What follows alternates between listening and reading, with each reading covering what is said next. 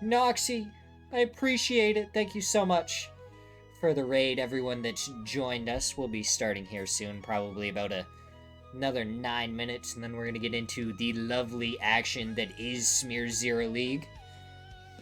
But I appreciate the raid, Noxy. I had some fun games with you earlier. And if you play more PUBG, I will be more than happy to join you for games another day. If you do not, that's perfectly fine, because I know you really enjoy playing other games as well, so.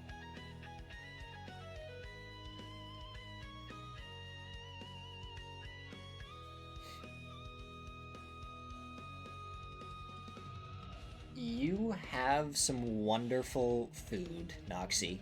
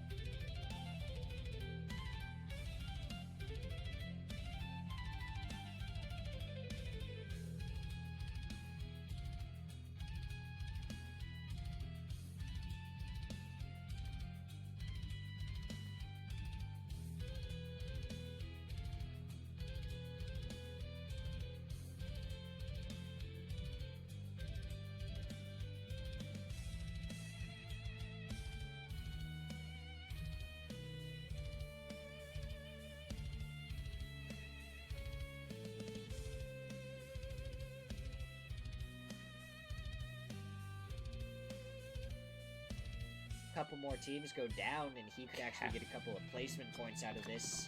Potentially dangerous. They're crashing on Fairy Tale's position. One goes down, does the second, the nade, and it's a 4-kill nade and spray from A-Kim. Couple more teams. That's the beautiful casting clip of the day over there. TikTok, YouTube, X, whatever you use.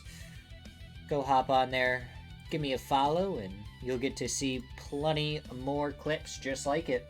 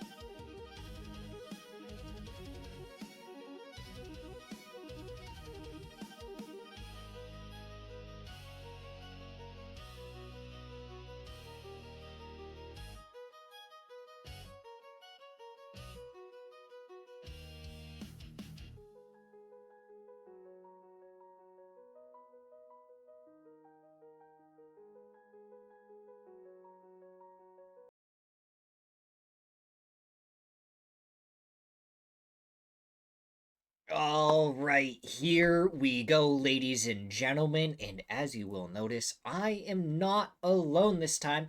I was able to get us a wonderful co-caster here for these matches. So I am joined here by LyteByte. Its name's Bond, James Bond. As you can see, I have my lovely martini here, just ready to have a good time, you know. So yeah, thanks for inviting me here. This Smirzera League. Yeah, This would be interesting. I'm used to doing PUBG leagues based in Norway, which very strange names. I gotta tell you, very strange names. Like one of them, it's like 23 characters long. It's a long name, and I spent hours, okay, trying to pronounce its name, and it's Veyet Darlist Forasidetslek. Try to say that 5 times fast. Yeah, and if I recall that it translates to we're either good or really bad, if I recall. So that's the team name. So yeah, it's good to actually speak an English type of name, so this should be a lot more refreshing for me. Yeah, should be a ton of fun. The plane is going overhead, so we're going to swap right over to that screen, Mhm. and it should be some good fun. Me and LyteByte. We've done a couple of casts together before. We've Oh interacted a yeah. little bit, so I think we should be able to get it figured out. And I got to make sure, even though I got another person with me, to unmute YouTube so you guys can hear all the action that's going on, because that would be a me thing to do, is leave it muted. Been there, done that many, many times. Like so one of the leagues that I do in Norway, I've almost done a whole round, like a whole game completely muted, even though I'm casting here in my chair. So like we get it. It's a thing that we've all done, as it looks like the first kill is going to go over to Mira Gmo, the first player that goes down today, and it didn't even take a minute. And it looks like for No, nothing, indeed. maybe hopping in vehicles and just dipping on out of here. Don't want nothing to do with the powerhouse of Mira.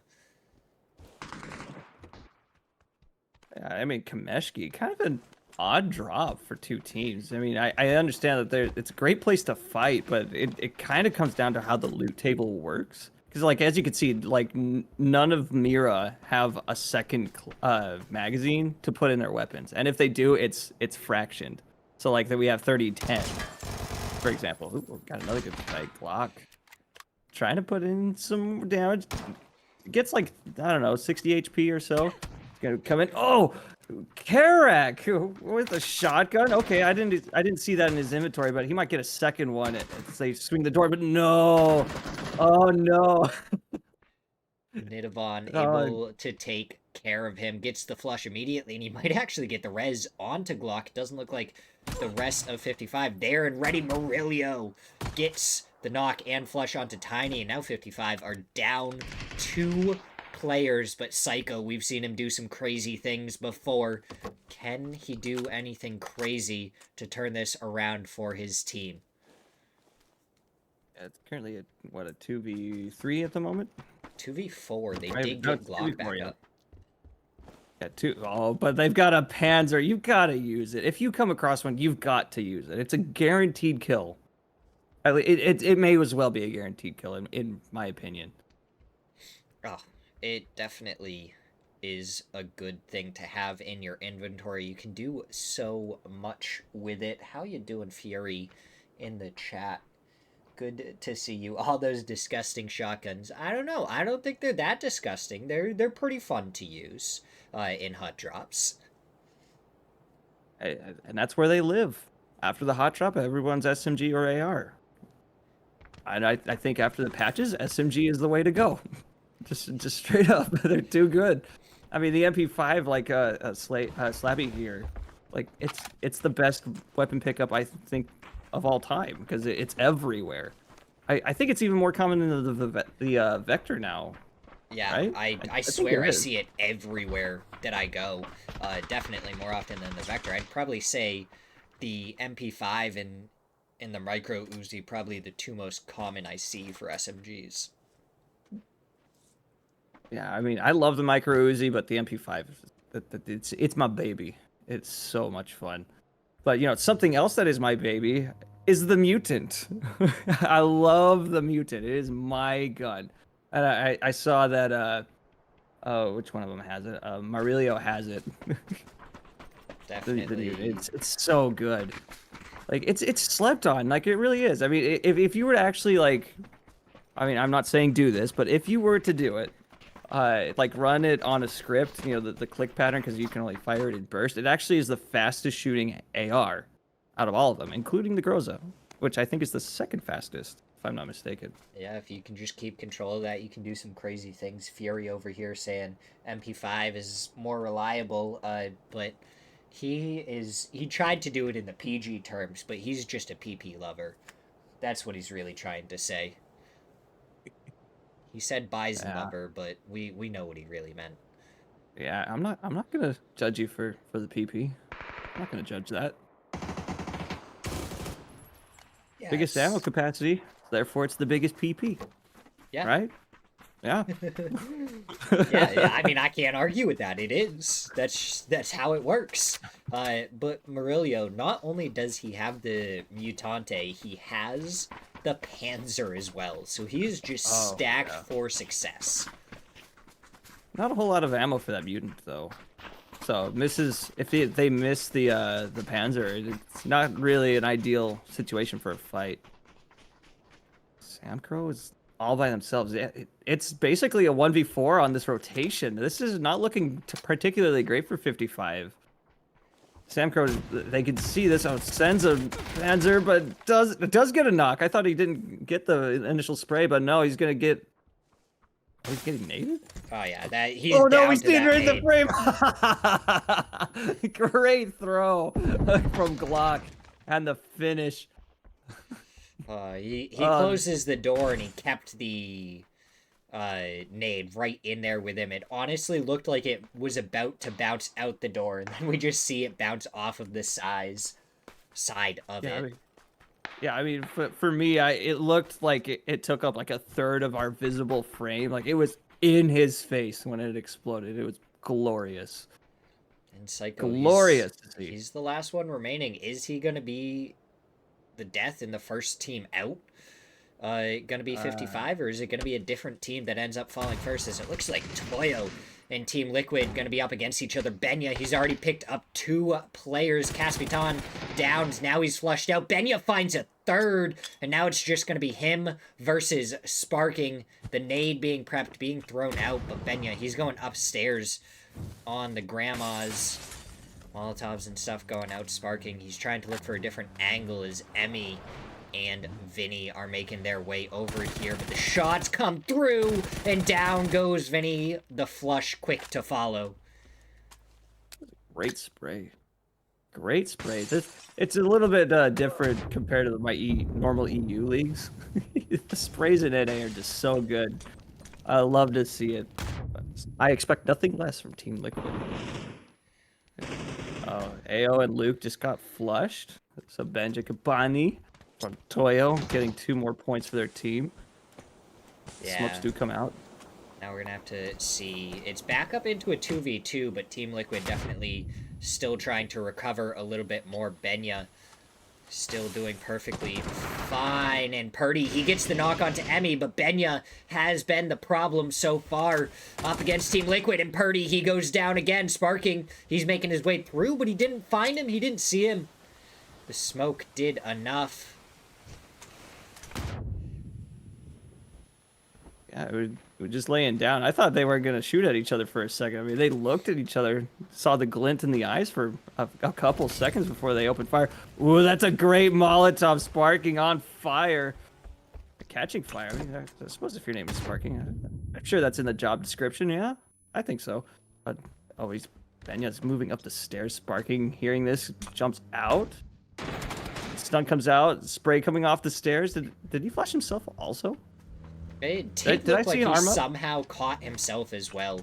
But Sparking, he's been dodging around long enough that Inzeke team is also going to make their way over here. And it's going to be a third party that could end up very, very well for them because there's only 2 solos left here. And the yeah, it's a 4v1v1. Oh, no. Oh, got a blue zone nade. Trying to get Bangy. But I think Sparking might just hold that attic for the time being. So he's just letting Inzeku move into Toyo's position. And then might even play the passive beyond. Just wait for them to leave. That way they get placement points for Team Liquid. Yeah. And honestly, if they end up finding Benya, if they didn't track the kill feed well enough, there goes Benya. They may think that they're perfectly safe in here now, but we do know that Sparking is just holding that doorway up in the attic, and if he doesn't move at all, it could end up perfectly fine, but no, it looks like Zera was watching the kill feed just fine. That nade does a little bit of damage, doesn't actually get a knock or a finish on to Sparking, so we'll have to see if he can make anything happen. Shots do come out, but is ultimately not going to score any knocks as Zera takes out Team Liquid's final member, Sparking. So that's 2 teams eliminated. Yeah, Peak is in, putting some shots out for a rotation. Just trying to keep their foothold. Where's the rest of their team? A little bit Where's the farther rest of away. Dream 1? There we go. There they are. Yeah, They're around. He's just. they are indeed around. Yeah, he's just covering the very edge of the zone right now, kind of waiting for everyone else to make it over. Let's see, we see Animaniacs doing what looks like a 2-1-1. No, it's a 2-2 split here at Trophy and the nearby house compound here on the southwest or east side. Excuse me, I get west and east mixed up sometimes. But yeah, south east side of the zone. Oh, taking the craters. I don't mind this. Yeah. The craters are so good. Oh, we have a P90 already. Where was that? Where did the crate come from? Out of nowhere, in comes the crate weapons, and they could do some major damage later on, especially with that P90. My question is, you just said 2-2 split. What do you think the latest you can hold a 2-2 split would be, in your opinion? So in my opinion, I think a 2-2 split is viable if you don't have to move, even into like phase 5, 6, and at the very latest 7. But that is provided you do not have to move in the zone. But if you have to move, you have to full squad push the same place. There is no splitting after that. My opinion really is after phase 3, the viability of a 2-2 split goes down considerably. Oh yeah. And really, once it hits phase 4, I think you should commit to a compound at that point, and have all 4 people there. Because if you try and recrash onto a compound where another team has already crashed your teammates, you could get shot at by half the lobby if they have an angle onto you. See, I'm looking at it as more of like a territory kind of standpoint. I mean, because like as we can see, we already have the 2-2 now reconsolidating here at Trophy, as AMG is moving in from what it looks like. So like this is kind of like the 2-2 split that's actually worth it because they're within close enough proximity where reconsolidating the team is viable. Whew, wow, we see all sorts of knocks for AMG. So yeah, Animaniacs down 2 members within, I don't know, 5 seconds. They are able to get a knock and flush onto Vapeskir, so the Amigos also lose one. The question is, will the Amigos be able to get any more? Let's win for it, but DNL dodges the shots and is able to take him down. And now Fake is the last one left for the Animaniacs. I think you take the car and go here on the south side. Formerly an Amigo's vehicle, but not gonna run on foot. I don't agree, especially at this oh, you're gonna lay down too. This is the worst place you could possibly do that because you're in the grass, you're not in cover, and yeah, we can see on top of the bunker hill. I mean, you're gonna die, Fake. I'm calling it. I don't know, 10, 20 seconds here very soon. And Jim's coming in from Dream 1, gonna push into the Amigos. Should see Fake here prone in the grass, but doesn't see the peripheral very well. How does he Fake not definitely see knows Fake? that Jim is here though. Oh my god, the fact Fake that is just he holding didn't fire though. shoot could be huge real. for him. But what a zone pull that we have, as it looks like now Empire and potentially Dangerous going to be going up against each other. Poonage, he hops in the vehicle. It looks like this was another 2-2 split, and he's going to give this up to potentially Dangerous and make it over to the rest of his team. Yeah, as we see Murillo just getting in their vehicle. Okay. Yeah, the fight is now over, as Michael is now dead. Yeah, they do secure the westernmost compound just outside of Rozhok, inside our current safe zone. But I expect they're likely to move as the next phase goes. You know, given the phase trend, it might actually land next to the Yasnaya gas station. You know which one I'm talking about, yeah. and like that hill south of it. I think that's where I expect it to land. Yeah, the gas station But in the forest. Yeah, that's right. I think that's most likely where it's landing, based on where the territory that isn't currently held by other teams. I think that's the most likely. Ooh, I love Volcano. This spot for InterQ is so good. Yeah, I mean, they have that, and they have the compound down below, so they can really do whatever they want from here. Uh, wouldn't it be hilarious, though, to see a couple of mortars come out of nowhere and land right on the volcano, right on those cars and blow them up? Cause some Dude, trouble. esports mortars are so good. They dial it in. They very clearly practice mortars. Though, given this particular location, I don't think mortars are very likely because there's just no compounds that will have it most likely. Because like Dead, I think will probably be the most likely to have it if they have it, because one of the only teams in a compound to do it. Yeah, I mean, maybe Pure RNG finds one on the very edge of Yaz. They have the apartment buildings. There's another section of apartment buildings further along that they could go to. And then they have the whole courtyard to set them up in where no one can really see into the courtyard. So it could be possible. I just really like seeing orders. Migos driving in phase 4. This is not what you want to be doing. You like beginning phases, you do not want to tank the blue. Ever. I mean, migration is death. I learned that very early in my professional career, many, many years ago, is if you have to migrate late, you're dead. So yeah, as we can see, DNL already dead, do that migration. But they do secure the wizard tower here in the middle. As Bizzler might. Are they going to roll into that tower as well? Oh no, they're going to get shot away. But wow, look at that HP go. That car's HP went from full to at 10. This car is going to die. He was thinking about it. And now, oh, Systematicos, they're pulling up into the crater right next door, so it's going to be Luminosity up against Systematicos. So we're going to have to see what can Systematicos do. They're lining up their vehicles a little bit differently. Snakers with the opening knock on to learn with the nade. More shots coming through. Another nade lands right next to Lawson. There it is, the double from Gats. And now Ribeiro, the last one left in that nade, we saw bounce right in front of his face. Luminosity, they do lose one, and down goes Ribeiro to the back from Paradox. That's always the worst, getting shot in the back. Even in esports. In fact, it's even worse in esports. Yeah, potentially dangerous, though. Now down to their final member, who, look at that, migrating late.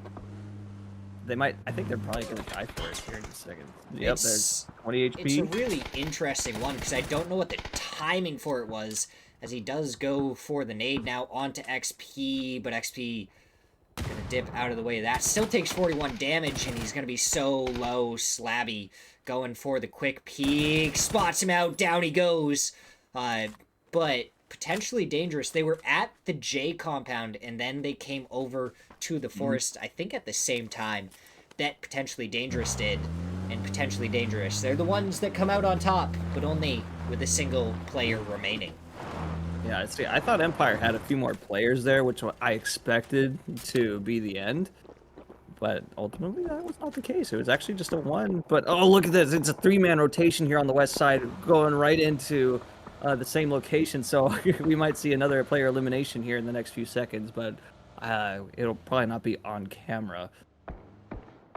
Look at this I will have to watch that kill feed. Dead end. It looks like they were starting to flex out a little bit more now that the zone has closed. They're trying to find more space. That way they don't have to worry about it when the next zone shifts. If there's a hard shift, that's going to cause them some problems. If not, they're at least getting good info on what potential rotates they can make as a good headshot. On to Peekson from Pirlo. Now he goes for Hansi. We see good bit of spam crouching. I'd love to see it. Yeah, Dream 1. Oh, did they lose another one at some point? Oh, but no, fake from behind. I totally forgot about them, but he's taking a ton of blue damage, but they're down to 1. Oh, he's just going to die to the zone. Yeah, there's no heal for you. Yep, that's going to be it for the Animaniacs. But manages to get at least 1 more point and bring Dream 1 down to 2.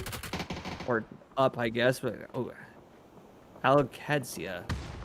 Yeah. With the P9. Perfect. Yeah, I think you're the first one that's actually almost like fully properly pronounced that first try. Alcadzia? Did I not do that right? No, you did it right. I mean, it's Alcadzia or Alcadzia. I don't know the exact pronunciation, but it's one of those two. And you are the closest to getting it like pretty much perfect first try ever. Everyone else will look at it and go like, I don't know. I mean, we struggled with I it for so expect long. I expect a medal, yeah, engraved in gold that I said it right first place. I want it in my mailbox by Thursday. Okay. Okay. Cool. Thursday, okay. I'll do my Thursday. best. I have no artistic ability. Um, I shouldn't say that. I have very little artistic ability, but I'll do my best. Right. Okay, we're doing a 2-1 split. Just one inside the zone for Alcadzia. As we already see, Roth is currently dead. Ian moving in.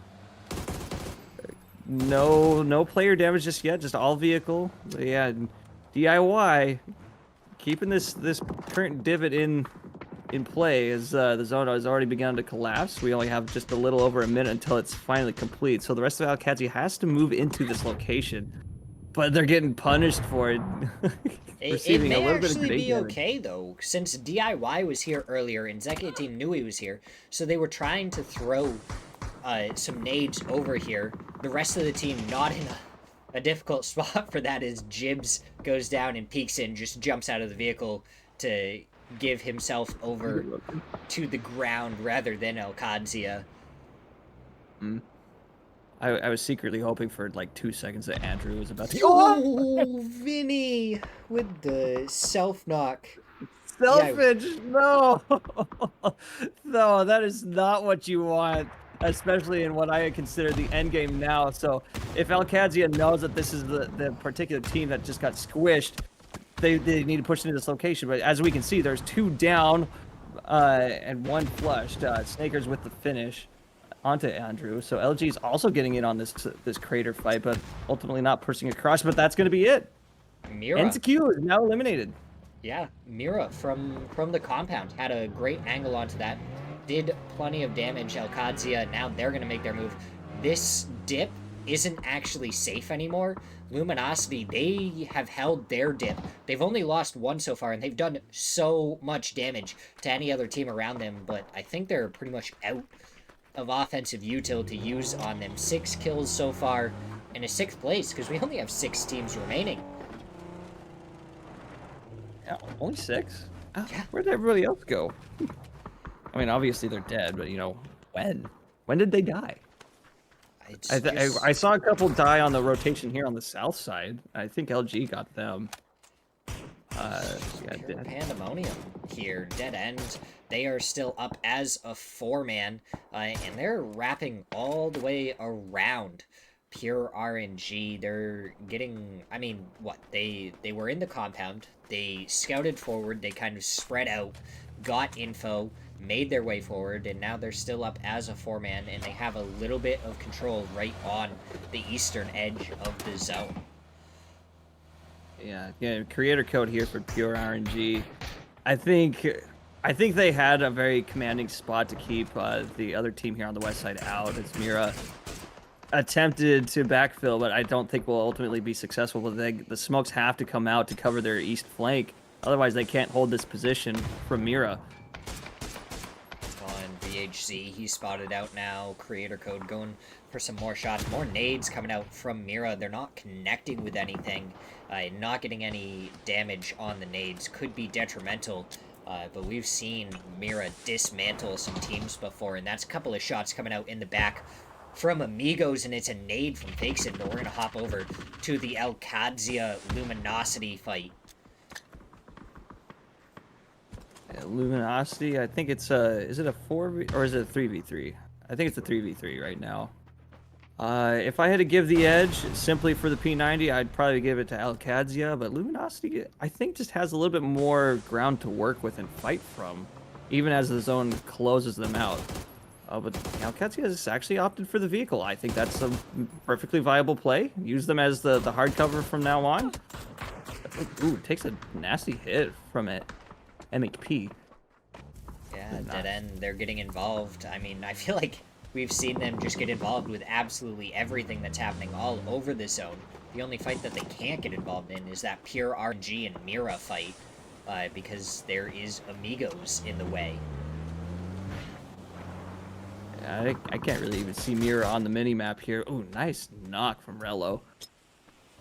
Yeah, Luminosity is going to probably lose another member to this blue zone nade. DIY just holding this outside edge, not really peeking across any hill. I think that's definitely the call because you don't know where you can get shot from on your north. Oh, there is Dead End. I think Dead End actually knocked another one for Luminosity. I think it might be 1 up. Am I crazy? No, it's 2 up. You are crazy. There is. I'm pretty crazy. Yeah, you're right. Yeah, it's okay. It's understandable. I know you're crazy. As there's just a pan in DIY's face right there that he might be able to pick up and throw if he wanted to.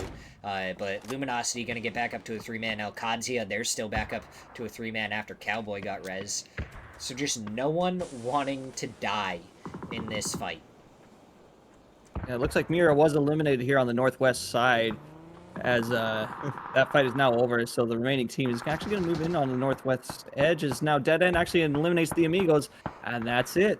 We got Pure, we got Pure, Dead End, Alcadzia, and Luminosity Gaming. I don't like Luminosity or Alcadzia's location. They are not in the zone, and where they're going to be is going to be super exposed to both of our north teams. Yeah, and what a shot there from Rello. And that's another knock for Luminosity, but Cowboy, he's down yet again for Alcadzia, and without a vehicle or anything, it might be hard to get him back up. Rello's still connecting with some really good shots onto Voxic, trying to go underneath the vehicle, but with a couple of the tires popped, it's hard to get the angle. I think you have to push across, but yeah, as we can see, Pure is actually... They should be able to see this location for Alcadzia. We saw the player cards, which means that they're going to have a sightlines here in a second, but yeah, DIY has a very fortunate... car wreckage as cover, but no. Rello, though, is getting rezzed. Oh. And there's 1 up on each team right now. Luminosity, they only got 1 up. And Alcadzia, they got 1 up, but both teams, it looks like, going for the res onto one of their teammates. Pirlo, he's trying to find it, but there is multiple folding shields up, just blocking any angle for him to find Bizzler, hiding perfectly behind that folded shield, so Pirlo can't find anything. And right now, Dead End is looking the most poised to cause a ton of damage against everyone else. It's staying a little bit longer outside the zone. Might actually die. Yeah, he's gonna die to it. Ugh. Not what you want here in Phase 8, but you know, I guess if you want to stay the tower as long as possible. Great nade. I don't know if that's gonna... it did bounce, so no cook, but it had the potential to finish. As now it's just down to Snakers and Bizzler here for Luminosity. But we see the fight coming out from Pure and Alcadzia, so at least the heat's off, as Dead End is now reconsolidated into that westernmost position. Good nade. Good night. That's it. Good morning and good night. Yeah, so now it's just down to...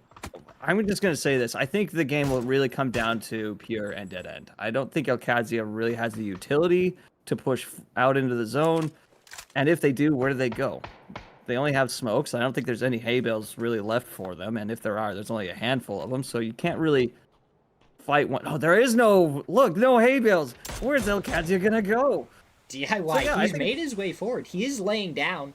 The problem is for Rello. He's stuck back by the vehicle, and there he goes down to the blue zone. But Senka, he was distracted for long enough for Paradox to be able to get a knock. And now Dead End, 3-man up against Pure RNG, and it's going to be Dead End with the better positioning, and Pure RNG with more work to do. Get that res. Do you have time with the zone right where it is? I think you do, but only barely. Might get kissed by it. And perhaps not. Yeah, I think the fight would come down to Dead End, but you know, DIY, I mean, might just, you know, play the slow game and just might not be seen. But it only takes a pixel and the game's over. But yeah, Dead End's not even looking their direction. It's Phase 9's actually going to begin. So yeah, DIY is going to have to move now, as I think they're the edgemost player, if I'm saying that right, they'll have to get up first. As Pure is actually looking for them. Oh no. I know they're Oh, over there somewhere, but it's dead end, just taking shots anytime they try and pop up and over. And it's really how many smokes does Pure have left? It doesn't look like any, because they have been holding on that edge of zone for so long that they've already burned through most of their smokes. yeah, but Dead End also have plenty of smokes. However, in the final zone, all smokes are, or any smokes are all players' smokes. So yeah, as you can see, it obscures all of the vision for Dead End. So yeah, we see Pure RNG actually moving in aggressively. I don't mind this move at all. Pushing in on a double knock. So yeah, it's just Paradox here on this side. Last man standing. He takes a dinker, and that's it. Oh, when did DIY die?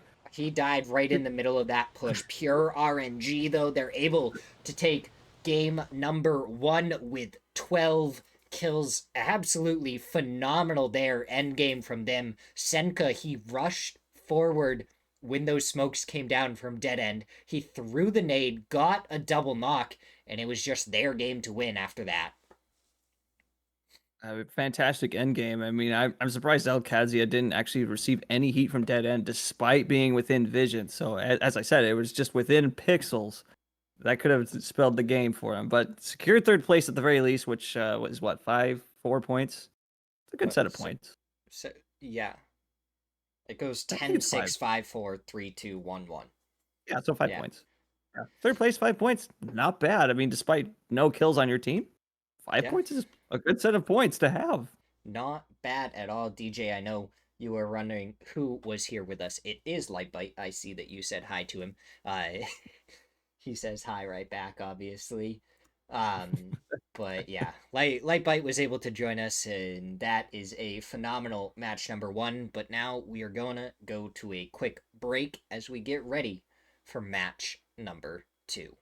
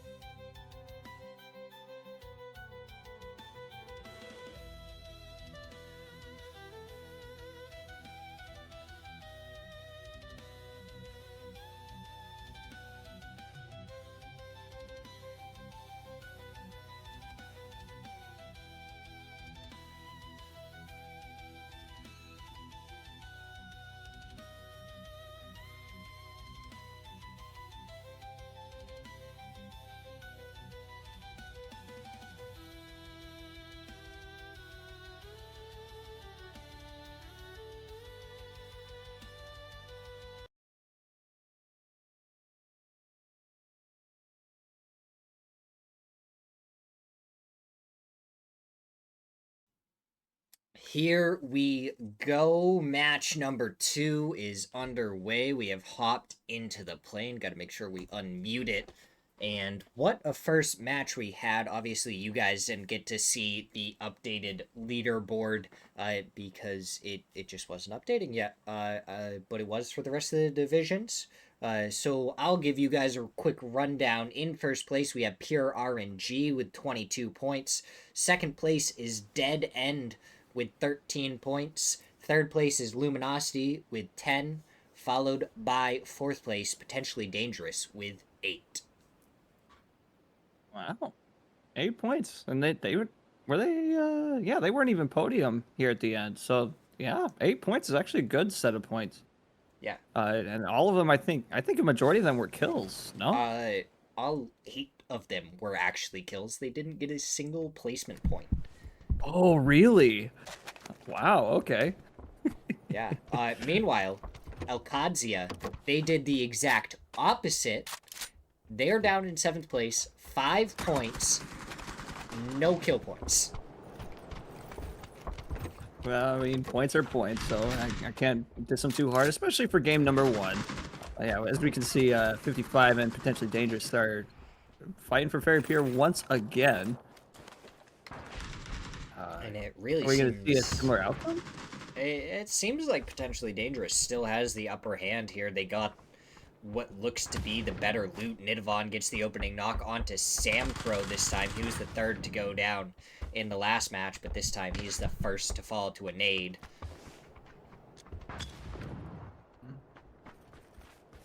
Let's see, we hear Cook come out. We see the tosses. Oh, great Cook, man. A great throw as well, anticipating that rotation to the front door, scoring that knock. That might even open up the door for you to go for that res, Tiny. Go for it. Go for it. Not going for the res. I mean, you could always break the res if you need to. Sam Crow actually wisely crawling into this position is going to get the res. The rest of 55 now moving into this position is Karak actually puts a grenade into Marilio. Doesn't secure the flush, but does score a good hefty bit of damage. The Glock actually does take out Karak. 60 ammo to their name though, so not really ideal for a prolonged fight. But it doesn't look like they need to prolong it much longer. Slabby gets a knock onto Tiny, and there's only 2 left for 55. Psycho well away from the rest of the team. And 55, they went out a last match with 0 points, so definitely not a great way to start it off if they go down here again to Potentially Dangerous without picking up even a kill. Yeah, but Potentially Dangerous, it's a 4v2 in this scenario. And no heals for Sam Crow. Oh, does a pre-fire, doesn't secure any damage despite that. His Glock actually sees this location, shoots into the window. Slabby actually also putting some damage into the other remainder, Psycho. Okay, does the punch glass fake? He's just sitting here waiting with this M249. Oh, I am waiting with It will anticipation. sing in a second, but no, Slabby from behind. And down Great goes shot, and Psycho. that's it. What a spray from the micro Uzi. Gets a double headshot there at the end onto Psycho and Potentially Dangerous. Another 4 points for them, and you can see why they made it so far with kill points in the last match. Indeed. I mean, eliminating any squad within the first 5 minutes is huge. Because, I mean, obviously that's 4 points for you, which will beat just a placement point for 3rd place already. That's amazing. Well, almost beats it, because that's 5 points, excuse me, for 3rd place. Yeah. Yeah, secure 1 kill, 1 more kill, that's 5. So you've tied 3rd place, at least in terms of points, which is what you want. So if you eliminate a squad early, you've already set yourself up for success in terms of placement as well. Yeah, and if we're looking at it from a normal tournament perspective, most of the time you want to be top 8. Obviously, there's certain circumstances where being somewhere else is okay. Normally, top 8 is what you want to aim for at the minimum, and that's usually 60 plus points, 60 to 80 sometimes. So you want to get usually about 6 to 8 points on average per match. look at how many teams are very centralized. No one is playing the edge of phase 1, which you shouldn't. It's going to collapse a lot. And it looks like it's not even going to go to Military Island either. So this could actually be quite the bullet fest here in the next 3 minutes. As I think everybody's going to fight for somewhat of a central position. Animaniacs just trying to find somewhere to park, because Fake is our vanguard from the looks of it. Yeah, and if no one can find a spot, or if teams can't find a spot, once everything does settle down, if everyone is closer to the center of zone, like we're seeing so far, when the next zone shifts, we might actually have a really quiet phase 2, because most teams already have a spot in zone, so they don't have to worry about too much. I suppose that is also true, as oh, look at all this. Yeah, we got we got so many teams in here just driving around, and not so many teams shooting at them at the same time. We saw Team Liquid here on the far east side field of Pachinki shooting south of their location, but it only looked like 2 of them were in that location. As Luminosity is actually gonna take a little bit of a northernmost location, as Gats takes I think one of the strongest late game compounds entirely. Oh, you see a nice glider from Rello though. Yeah, and we'll have to see if Gat's position is going to end up working out. Obviously, we're going to have to rotate off the water at some point, but we can still go hard to the south for another zone or 2. So Gat's getting that position now may not be phenomenal a couple zones from now, or it could be one of the best plays that Luminosity has 2 matches into this. Very well could be the case. But yeah, now we see Animaniacs versus Alcadzia. Roth, it seems to have drawn most of the fire, but yeah, we see a blue zone grenade go right into Mugzer.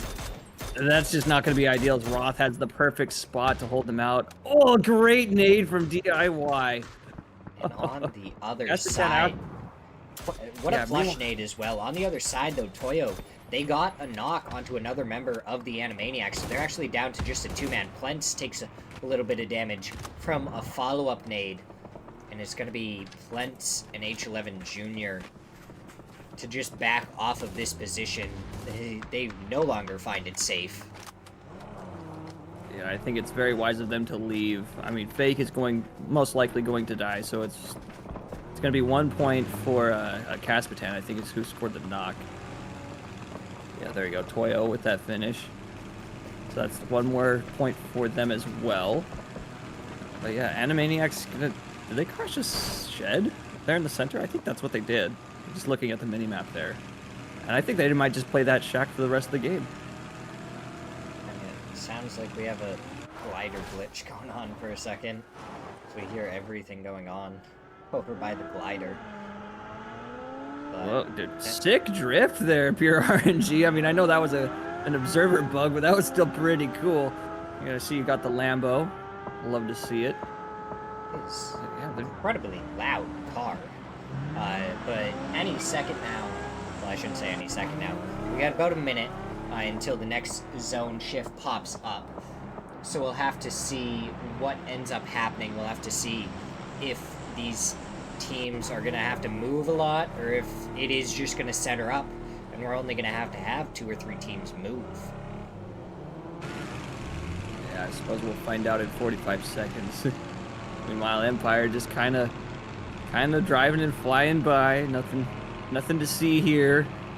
Nothing to shoot here. So it's phase 1, which I guess is probably a good thing you're not getting shot at. But yeah, Poonage. Okay, this is just a personal request. Poonage, if you're gonna be watching, please do a barrel roll. I would love to do it in an esports setting. Like I know you got to take the game seriously, but you know it doesn't hurt to have fun sometimes. Yeah. Oh my God, if we had someone do a barrel roll, that would be phenomenal. And I would absolutely love it. Look at that mini map that popped up there for a second in the bottom right. Absolutely crazy. All the teams just towards the center. The zone pulls in. Oh my God, over to Milta and Bar. That is not a great zone, and that includes the teams that are already there. Like anyone who's center of the current zone, they're probably okay. But I would imagine the majority of teams, which I think is, I'll say, I'm just gonna ballpark it and say 12 teams are not in an ideal position at the moment. So yeah, we see a mass exodus already from Alcadzia as they move in south. But where are they gonna go? Yeah, I think you'd take this compound as well. Yeah, I mean, I would love to see the they map. actually have some prio because they were up on Death Road, which put them a little bit farther east than a lot of the other teams. Dream 1, they're going to crash onto the Shark Fin compound. They're going to have that no contest. And the real question is going to come out. Now that we have a couple of these teams over here, you're going to have so many problems. I hear mortar. All Nope's at the mortar. The fact Good that placement. that even got up there. Great placement. Yeah, potentially dangerous though. We're here on the south side of these cliffs. It does look like they took it from another team that was previous here, at least one team member. Didn't quite see who. It was Pirlo from Dead End. And then you have Mira down to the south. They're actually making a rotate through Military Island. I don't mind that one bit. Yeah. Nice and safe. I do not mind that. I don't mind that rotation here on the south side, but meanwhile here on the north side we see FN, Chimo, Hvit, or Hvit. I don't know, I'm spitballing here, but yeah, Hvit moving in on their car. Toyo Esports is aware of YN as they're moving in as well. Although they're driving away, but we do see the MG3 for Mix. And I think that's going to be a great anti-vehicle weapon. Maybe he's ready for Vinny to pop up and over this hillside, but no, he gets shot at by a couple of the other members. The other three all sticking together, rotating the rest of the way around Toyo. So Vinny was the anchor position, but Emmy is just going to be able to play spoiler as the rest of Toyo goes for the counter wrap as Nzeke team tried to start wrapping on them. Indeed, but I think, are they going to do a counter wrap on the north side as well? They might take Inzaku by surprise if they do that, because they were just there. No, it looks like they're going to hold that location now as Kapani does get marked for death, as I'm sure the ping system is working for our teams that we can't see. So yeah, Inzaku does definitely know where Kapani is here on the north and east side. You see a crate come down. Was that a call-in or was that a normal? It's like right in the middle of these two teams. I honestly somehow missed it. I don't know. Vinny getting shot at by Vinny and Vinny. There's Vinny and normal Vinny. Oh, we see behind. the He picks up MG3. two. He gets he doesn't get the third. Vinny able to take him down as Vinny takes down Andrew, and 3 down for Nzeke team. It's gonna be Toyo versus Vinny, as we are definitely hearing 2 sets of gunshots. So I apologize. I don't know I know what's happening. I am so sorry. That is 100% on my side. I only heard the one, to be fair, but that's okay. No, there was 2 sets. It was on my side. I messed that up. That's all right. Nothing truly substantial has happened. Is Vinny actually now going to take a shed of their own? So Nzeke. Oh, I thought they died for a second. I didn't look at the kill feed, but that was such a great nade. If he was standing outside, that might have actually secured the kill. Yeah, if he didn't. As Animaniacs through that. Yeah, but like, look at this next zone though. Yeah. Okay. So that crate I mentioned earlier looks like it's going. It's yeah. It looks like the team up top actually claimed it. Yeah. I think it's a normal drop. But I mean, did we see that zone? There is so much water still left in. So the fact that there's 51 players alive right now, we're gonna see that plummet as soon as this zone closes. Yeah, as we see Dream 1 currently on the Western Ferry Pier. I mean, I don't know. Do we call it the Ferry Pier? I'm going to call it the Ferry Pier. The second ferry pier.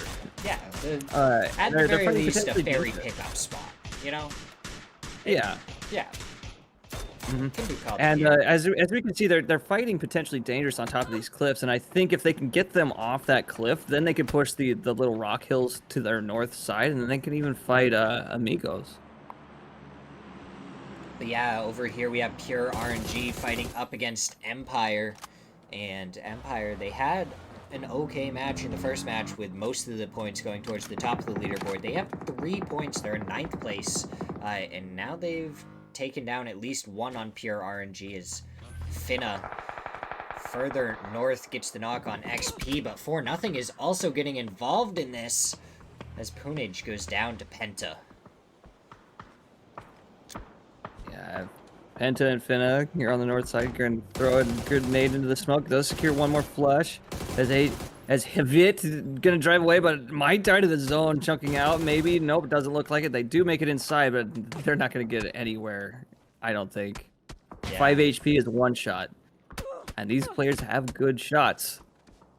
Finna receiving a lot of so fire. much damage there. But you still have Michael out in the blue zone fighting against Penta.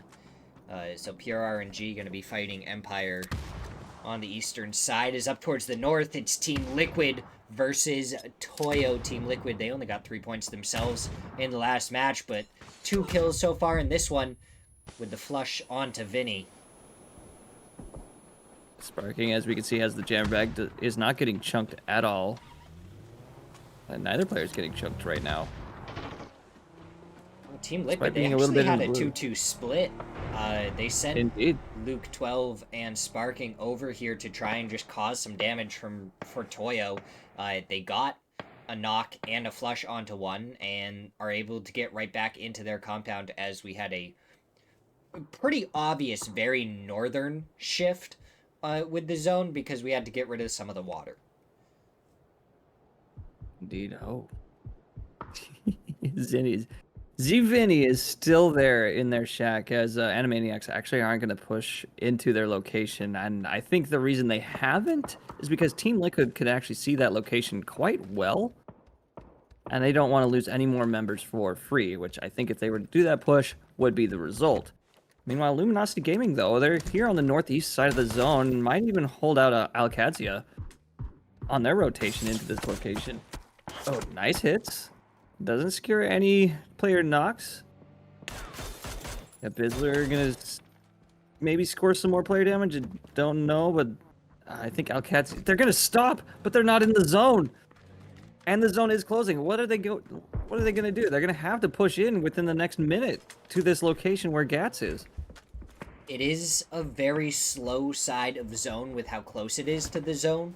So it may be a situation where they're going to try and secure a knock before moving forward, but Snakers, he gets the opening knock onto Roth, and that is not how Alcadzia wanted to start this fight off. Yeah, it seems that's the case. But yeah, Alcadzia, I mean, I think Roth was just barely inside the zone, but Snakers just had the high ground. Right, going classic Obi-Wan on Anakin. I'm a Star Wars nerd. I love it. But yeah, Roth playing the role of Anakin as he's just curled up on the ground, ready to die. Might even burn alive if Snakers has a Molotov. I don't know. That would be something. Yeah, Rello trying to keep Snakers off that rock and trying to push into this location as the rest of Luminosity is now to consolidate on that northernmost house to hold out Alcadzia. Trying to push into this house. And it's just going to be a push that they have to make. Meanwhile, Toyo on the other side have pushed in, and that could be a problem for either team, and it looks like more of a problem for Alcadzia right now as Cowboy goes down to Caspitan, DIY. He's making it through. He just got blown up in the vehicle, but he still survived as that vehicle went sideways, but Emmy, he finds the shot, and now there's only one player remaining. He's spotted out by Caspitan. Rello is going to be very hard pressed to leave this location. I mean, you have 40 seconds to maybe go for oh nope, Snakers denies the revive. So now it's just basically down to Rello. And I don't even think Rello has a vehicle to use. So this might be the end of the game for Alcadzia. Really, it might be just you have first aid kits and try and survive for as long as possible. But Luminosity not only has Toyo pulled up, but so hasn't Mira. So there is 3 different teams all fighting for this edge of the snake compounds. Dude, could you imagine a blue zone nade in this building? The whole squad is in here. Ooh, Mira does get knocked. Flushed. Okay, LFP is now done. Snakers with a cooked nade trying to get Fena FPS on the top floor. Does secure a lot of grenade damage. Okay, there's a final knock. Snakers securing that one. Great nade. Voxic might see... Oh, okay, they got the wrap here on the bottom, but we do see a P90 on the side of He Mira, ran into the Molotov, and that may be him dead. No, he survives on 5. But Luminosity, they've done so much damage to Mira at this point. But it's Emmy from behind gets a knock onto Bizzler, and Rello, he wants some revenge for his fallen teammates. And he gets the knock onto Emmy. He's going to run forward with a Panzer. He's going to see if he can get any more, but he's getting shot by Caspitan. Doesn't end up going down, and Rello just continues the push forward. Are they resing outside? That might be the case, as Kapani, I think, is just holding a wall location angle against Rello. Rello not aware of this, but is wisely not peeking the left side at only 53 HP. Oh, has no first aid. I didn't even notice that. You could probably afford a bandage now. Yeah, but now that Emmy ended up bleeding out, he's not too worried. He's just going to wait for Benya to push him before he does anything about it. Because he's inside the zone now. He doesn't have to worry about too much. Meanwhile, back up on the other compounds, it's Fauna that gets a knock onto Gats. And a flush. Fake does manage to get 1 point away, from one of Luminosity's players. So great peeks from Fake. Great peeks from Fake. As Voxic actually is gonna hold that window of good shots, no knock. That 3 gear is carrying its weight, but I think that was, if that was level 2 armor, yeah, Fena would be knocked right now. Benya still holding this location. I mean, Luminosity only has to cross this hill, but they had to fight Mira first. We see the zone constricting people more and more. Teams slowly going down. Paradox getting a flush onto Luke 12 before going down to Purdy in the kill feed. But Rello, he's still wandering around trying to figure out where Benya is. He closes the door, grabs a new 2 vest, and he goes right back upstairs. Caspitan, he goes down in the kill feed. So we'll have to see Rello. Does he want to jump out of this window to try and find Benya? I don't think that would be a very wise call, considering you now hear the shots from Team Liquid, from Sparking and Alo.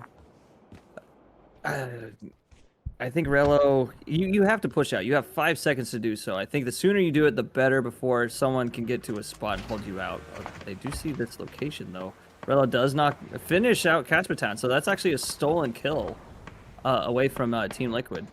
Huge heads-up play from them. Now he spots out Benya.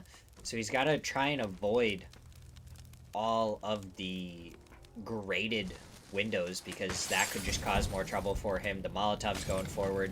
Benya, he takes damage from the Molotov, but I think he's going to be able to easily get the first aid off in time. Rello, you just got to shoot through that window. He does, and he kills himself, but also Benya.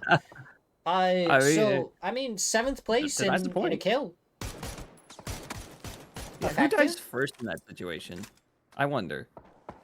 Like, in the kill feed, I think Rello died 2nd, but it's 7th and 8th place, so that's a point apiece, so doesn't really matter. No change in the placement points there. I see. Yeah, as we see Amigos here in the center location, it's just going to hold out everybody they see, but they might be hard pressed if they get pushed in from potentially dangerous here on the south side where Ferry is. It's Team Liquid. Oh, they do lose 1. They lose Sparking 1, is but now one dead. Shot onto the other to get the knock. And Team Liquid, they're down to just Purdy as Alo gets knocked as well. The vehicle going to blow up here in a second. Is it? No, Purdy. He hit a med kit, so he was able to survive just fine. More shots coming through, but he doesn't go down. It's interesting we still see a micro Uzi in this stage of the game. Cool. Something you don't see every day. Yeah, pretty curdy for Team Liquid. They're actually going to get this res, but I think they might receive a grenade or two from Mira, unless Luminosity is going to hold them out. As Fana, I think Fana's actually going to die to the zone. They're just going to deny the point. Not gonna let it go I to think that anyone. might be happening.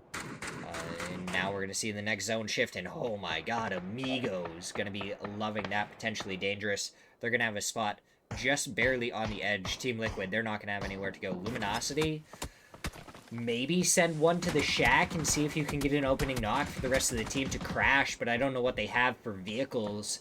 As Alo, he finally goes down. Purdy, he's gonna pop another smoke, so he'll be able to survive for a little while longer.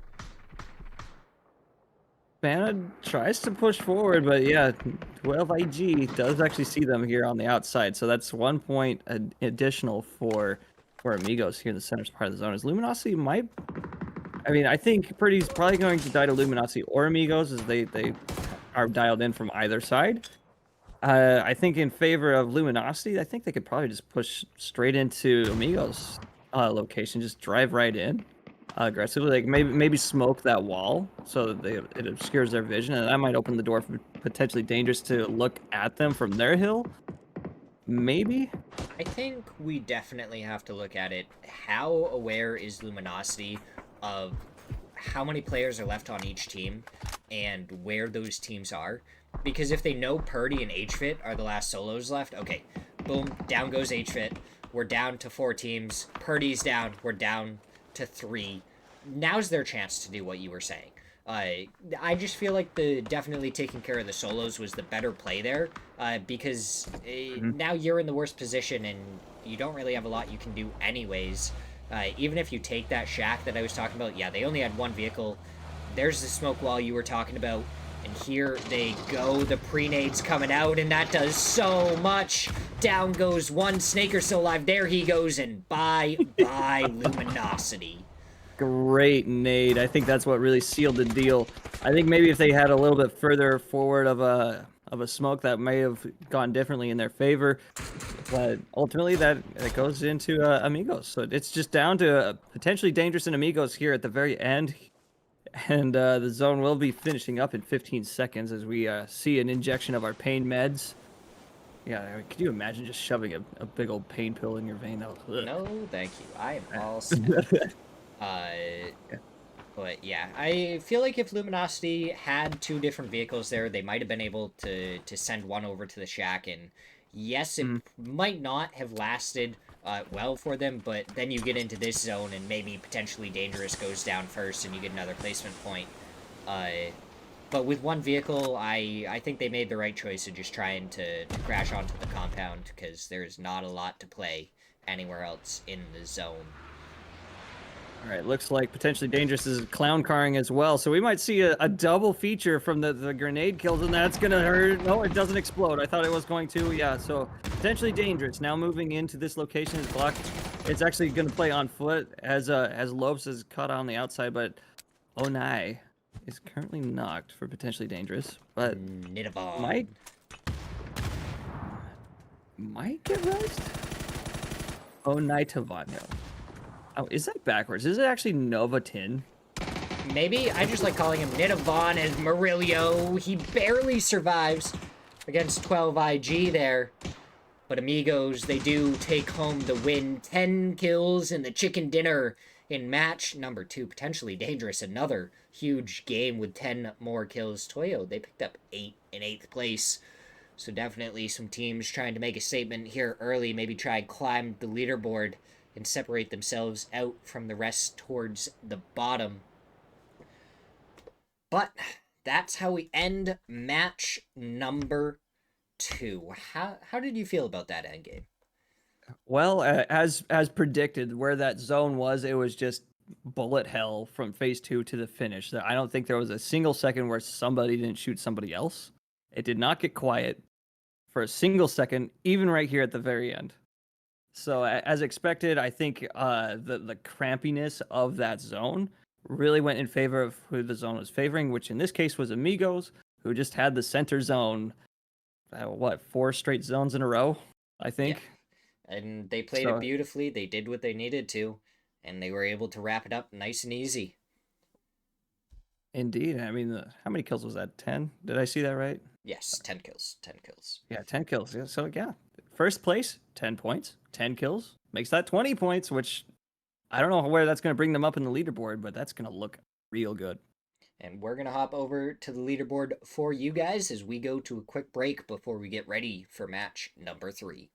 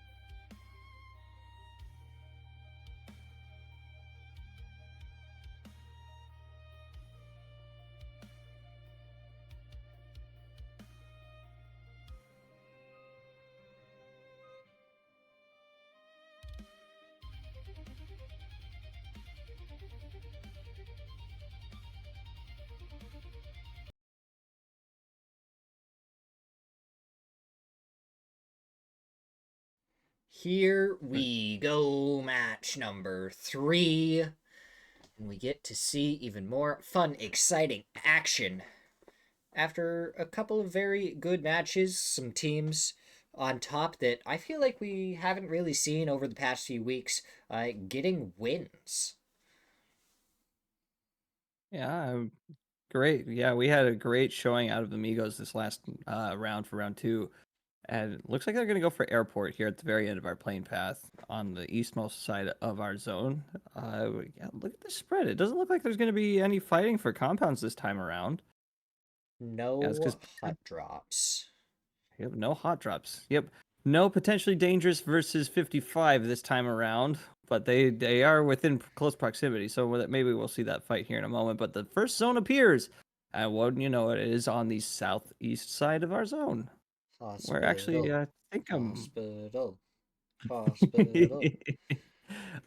All right. If it were me, and I was to choose where the zone would end, it would be as far to the east as possible. That would be where I would put it. No, It would be something different. Just I want hospital or south of hospital. I don't want north of hospital because that is a kind of common one. I want like in hospital or south of hospital. mm. Yeah, I mean, I'm all for some really odd zones, but like you see that compound here on the far east side that's kind of like the shape of a C, you know? Yeah, that one. Backward That C. would be where I would choose the end game if I could. Okay. Okay. You Uh, choose you uh, choose there. yeah. I'm gonna choose like down here to the south of hospital. That's fine. Yeah, all right. So, Doctor Who, if you are still in the chat, $50 says that's where it's gonna end. Meanwhile, Fury wants it to go to the west of hospital. So we'll kind of see what happens. No matter what people have put their guesses in, we hope that it at least lands in one of those interesting positions. Meanwhile, the more likely position is, I feel like, in between Ohyang and Hospital, or even just straight up to the north, closer to Kang Nuang. I feel like those are the two positions. They're almost central in this zone that are more likely, that I see more often. I see some players driving in between each other. Yeah, Pure RNG and Toyo. Just I'm gonna call it a truce for the time being. No shots being traded between any player. Senka doesn't have the MK12 reloaded. I mean, not what you want, but is prepping for any potential peeks on the walls. You see him in there in the passenger window. As Penta also drives into this compound just to the southwest of Ohyang. And looks like Koyo's just going to leave them alone. Yeah, Finnan and Valley, the other two members of Pure RNG, still all the way down towards Songam. Like, they are very separated from each other right now, which is fine, because it means hopefully Valley 8 has a vehicle here. I haven't seen him in a vehicle, and I don't see one next to him at all. So I'm hoping he has a vehicle there to be able to make it to the rest of his team. Yeah, I suppose that is within the realm of possibility, but they're in a city. There should be at least a garage, which I think they're in a garage right now, so I think they've got a car. Hopefully. It'd be disappointing for them, I'm sure, if they are not. Yeah. All right, so the zone will begin closing in 45 seconds. And we already see the exodus going in kind of, I'll say like north of Ohyang. As the vast majority of their teams have consolidated around the city. As Animaniacs versus Alcadzia. I almost forgot the name for a second. Animaniacs now choosing in this... oh, they're not stopping. Oh, I guess that's outside the zone. I thought we were in the zone for a second. I was like, why aren't they stopping? Yeah, Alcadzia, now moving in. we don't have a map stream. I forgive you. If we had a map stream and you did that, I'd say, hey, come on. Don't you know how to read a map? Yeah, But judge me all you want. Go for it. no, That's okay. we don't have a map stream, so it's okay. Roth, he got a tire taken out, so now shots are going back and forth. That's all of Alcadzia just pulls up. Animaniacs, they lose a tire, and that is not good for them because they only had 2 vehicles to begin with.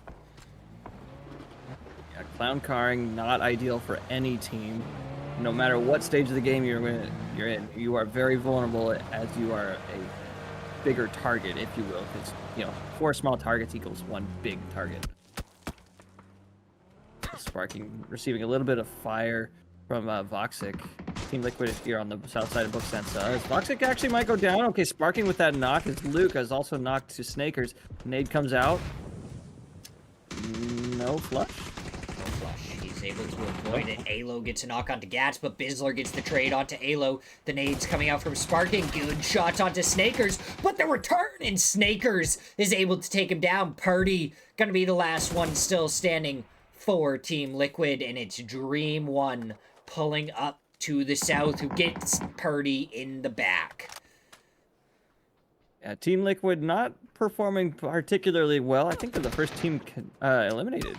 Yeah, they are the first team eliminated. So yeah, 15 teams now remaining. But yeah, over the course of the games though, Team Liquid not looking too strong. So it's Monday. I bet you that's what it is. It's Yeah, just Monday. It's Monday, and it's also a holiday Monday as Rello sends it over the top of that hillside, and now Tiny trying to pull up towards Crack, but they're just gonna have to keep on going. Alcadzia does more damage and is able to take down 2 of the members of 55. Another team not doing great after their hut drops failed in the ferry pier. They have gone out 2 games with 0 points as Andrew there. Good shot onto XP in the back of the head. And Zach might actually secure a point, as we can see they're doing like a northward arc wrap. Or at least 3 of them are. As the rest of Empire and gonna push back into the compound. So yeah, there's the finished XP. Death to Roadkill. Those are always fun. Oh, look at that. Amigos there on the northeast side of the zone getting free crates. Even though it's just Vape getting them at the moment, I would bet you that the rest of the team will probably be there shortly to get any of that free level 3 loot. Yeah, absolutely great from them. Eekson, though, trying to go for the shots onto Snakers. He spots out his head. He does hit a couple of shots. Somehow not on the head. Must have been a couple of hand shots right there. Yeah, Jibs here for Dream 1. Here on the east side of Booksensa. Might actually get shot from the north side. I'm not sure which team was up there on top of the hill. But yeah, it looks like Luminosity. Are they down to 2 members? I think they're down to 2 members. Is Gats and Snakers, the last ones for Luminosity, are getting the utility thrown at them in every which way. Misses the window. Does get it that time. It's Hansi for Dream 1 actually gets in. Oh, it's STS here on the north side. Is Andreza. Might see Jibs on this rotation in, but might not. We'll see. Jibs, he spots out Snakers. Gats was spotted out earlier, so he knows that he's in here. He was spotted out by Hansi, who had already made it over here. So now the nades, more util, gonna be prepped, gonna be thrown. Good nade, but it lands at the bottom of the stairs, and it is not gonna roll up the stairs. I'm looking at the mini-map, and you see Smirzera right there, and there it is! The shots finally come. Jibs now finally knocked. So that eases some of the pain on Luminosity, but ultimately it won't matter as the rest of the team moving in on the south side. But Smirzera might actually have great sight lines on both of these teams as they're trying to fight each other. As you can see, the shots already coming out. Smoke's already happening. The timing for that call out that you gave was just perfect. Called it out and he gets the knock. Yeah, we vibe it, man. I'm telepathic. I just like, you are going to shoot now, you know? Same wavelength. I've tried that a few times, and I just can't seem to get the players to do what I want when I do that. It's the anti-caster's curse. Okay. Or the caster's curse, depending on how you look at it. Like, it's mind control, which I guess would be a curse. You know? But let's get back to the fight. So Flameser versus Snakers here on the south side. Putting some damage. Oh, there it is. There's the knock. Snakers with 1. Puts a little bit of damage onto Hansi and Jibs. Throws a nade. He's gonna rotate on the south side of this wall. Might get caught out by Jibs or Hansi in the window. They're gonna cross a couple gaps. Does get the finish. No, Anzera actually gets out flamed, so that's a denial of a point for Luminosity. Ooh, it takes a nasty couple hits from Hansi. Jibs still knocked. Smoke does come out, but I don't think they're gonna get that res anytime soon. Anzera is just gonna stay where they are. They have no reason to move, no reason to fight. Just pick off who's free. Snakers, he's just trying to dip, duck, and dodge around. He's the last one left for Luminosity. 3 points so far in this one. And they don't want to be the second team out of this after an early elimination onto Team Liquid. So he mollies off one window and tries to go for the spray onto the other as he moves around. This is not actually a good spot to go because Systematico's up on the hill. May still be able to get some shots, but it looks like they're getting ready to move. Snakers again going for the pre-fire. And now Dream 1 gonna be making their way, but Jibs, he goes down. Hansi pushing forward does find Snakers. And Luminosity down in 15th. And not looking too good, as we can see. Oh, look at that! Where's my 50 bucks? I need it. It is going right to where you called out. You said you wanted it, and I guess you really just do have the power. I do have the power, though I can't currently see what's on stream, at least for my set of the feed. I cannot read anything, so I don't know who's rotating, as you can just see. Yeah, my stream is not looking too good at the moment. It should be. At least here on Discord. Gosh darn it. That's Why all is it right. being like But that? the compound is all that matters. I mean, look at it. It's even consolidating on it. It shrunk again, and it's almost bullseye. Someone better call me up and pay me to be like the map soothsayer. I can just see where it goes. You have the foresight, as Fury says in the chat. You can determine what is going to happen, where it's going to happen, and when it's going to happen. All right. So here's my next prediction. It will not end on that compound, but it will be awfully close. So if any team is actually going to stay there, I think they're going to propel themselves at least to a podium in placement. Okay. But that's my prediction. I don't want 50 bucks for that. So right now, 4-0 is the team that is on that compound, and Empire is just to the south. So his prediction is that 4-0 is going to end up on the podium here. I think they're going to, if any team can hold it the longest, they will. I'm pretty sure they'll be podium. I don't see the zone moving further away. As you can even see, it even closed even further in toward that edge as Dream 1's actually moving in. I mean, we can't pull up the map quite yet, but when we see it, I expect that compound to still be within the zone. It's all the way it down sure to is, the south, but look at that. Listen, if this is a north hard shift, I'd say you lose that bet of it being super close ending to that zone.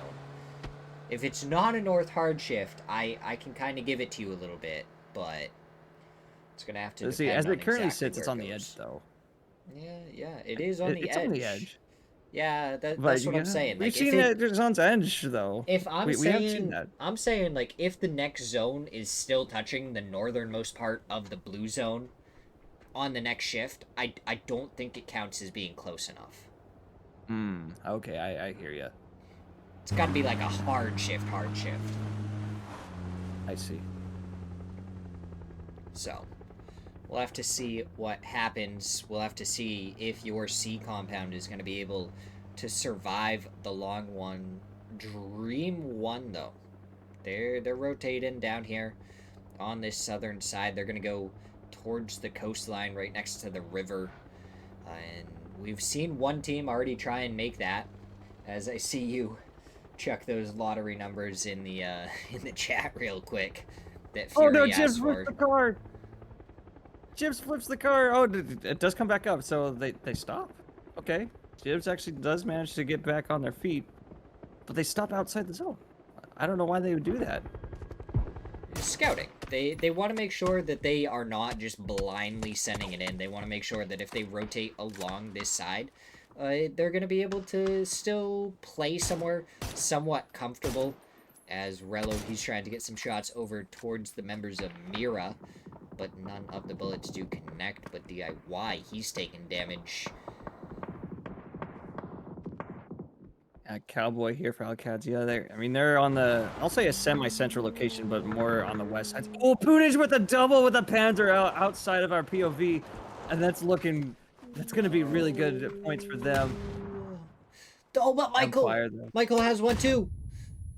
Oh no! Animaniacs, they're pushing forward. Nades are getting prepped. Nades are going to be thrown out as Animaniacs are pushing towards this. Where are the nades going to go, though? Are they going to find any more? Michael, he has the Panzer, but Punage, he picks up H11 Jr. He gets ready. He gets a second. 2 down for Animaniacs as Punage is holding the ground, getting shot at from the side. Michael gets the knock onto Mugzer. And the flush, the last one there. Plents goes down. Punage just barely able to stay alive if he can get dragged into the next zone. I think I can count this next zone shift as close enough to the C compound. Yeah, it's just barely outside the zone. So yeah, look at those predictions go. So if I don't get all 6 of those lottery numbers, Fury, I'll get 5, maybe 4. Yeah. So I'm not perfect, but I'm pretty dang good. We'll get something out of it, just maybe not exactly what we wanted. I mean, I think I like this eastern side held by Caspitan here for the rest of the team. I think that's probably the place to be. So Toyo, I think, controls the most territory overall. I mean, they have hill advantage on that whole east side. They can see I think the majority of everything except for the compounds. 4-0 here on the south side does secure at least the houses for now.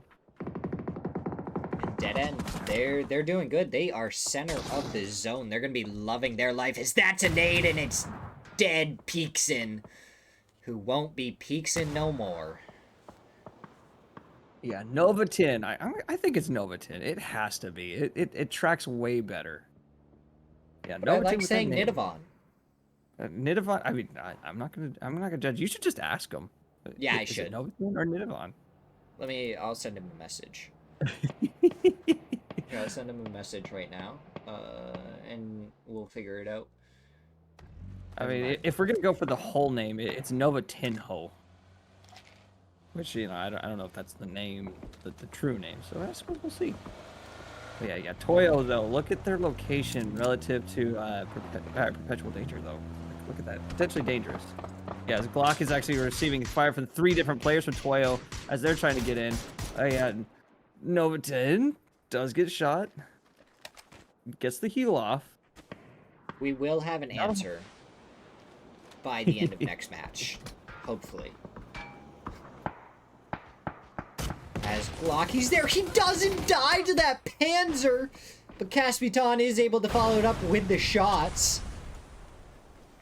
Yeah, I think it killed the car, though. I think that is for sure, because it took quite a beating from 3 players spraying at it out on that rotation. But, oh, look, Vinny here on the far east side going to play the coastline, even as the zone goes around. So, yeah, Murillo now in a big trouble. As, oh, they do have a vehicle. Okay, I thought they were on foot for a moment. So, yeah, Murillo's actually going to get out. Yeah, there we go. And Nitavan, or Novatin, is now eliminated. Absolutely crazy from them, as Murillo, he is flipped upside down, gonna hop out of the vehicle, gonna try and make the sprint forward, but 4-0. They had him pinned, they took the shots and took him down.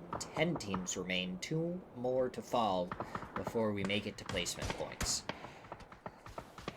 We see Systematicos here on the north side, sharing, or probably going to battle this location with the Amigos. Because I think this is actually probably one of the key locations. Is Mira also trying to get a more centralized, but I think they're going to try to fight north as well into Systematicos.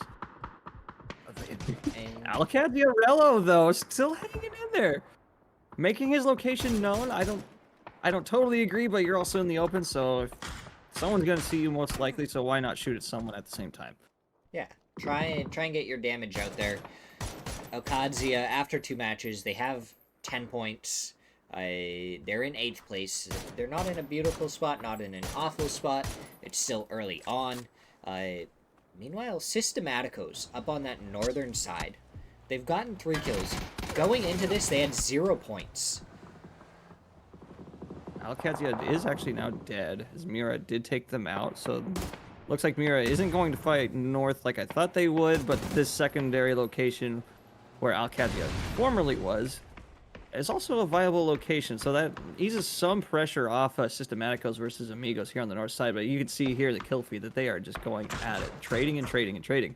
Meanwhile, here on the south side, we have Dead End taking some shots out of Mira. Okay, I didn't think you could see that from here. So it looks like they're gonna leave as 55 is Psycho somehow being saved by the handrail. Pirlo had to have the absolute perfect angle there to be able to connect onto the head of Psycho. Difficult shot for an almost unnecessary reason, with the handrail just completely stopping the bullet there. Yeah, the handrails are the worst. Because you hit it, because, you know, the bullet isn't actually coming out of the sight like most FPS shooters, it's actually coming out of the barrel. And, yeah, when you hit the handrail, it's like, what? But I'm pointing right at him, because you might be used to, you know, Call of Duty, where it comes out of the sight. Yeah. That's not how guns work. PUBG, Which is why accurate to true gun gameplay, the bullet does not come from your eyeballs. It actually comes from the barrel of the gun. Yeah, pure RNG, though, in the meantime, actually eliminated by as Lopes and DNL here on the northeast side. Looks like the zone actually did favor the north side again. We didn't mention that, but the zone will close, and I think this might actually consolidate into a center or a northwest. Yeah. I don't see it going to end in the road. Further I think it's going to and end further away from your C compound. Oh, okay.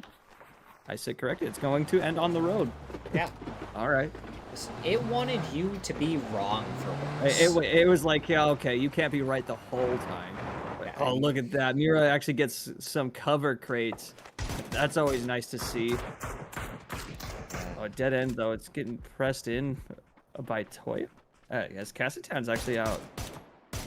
Might try to get some angles here on dead end, but I think they're probably going to Michael's still alive in the blue zone, trying to secure some extra points for his team, trying to get the placement points.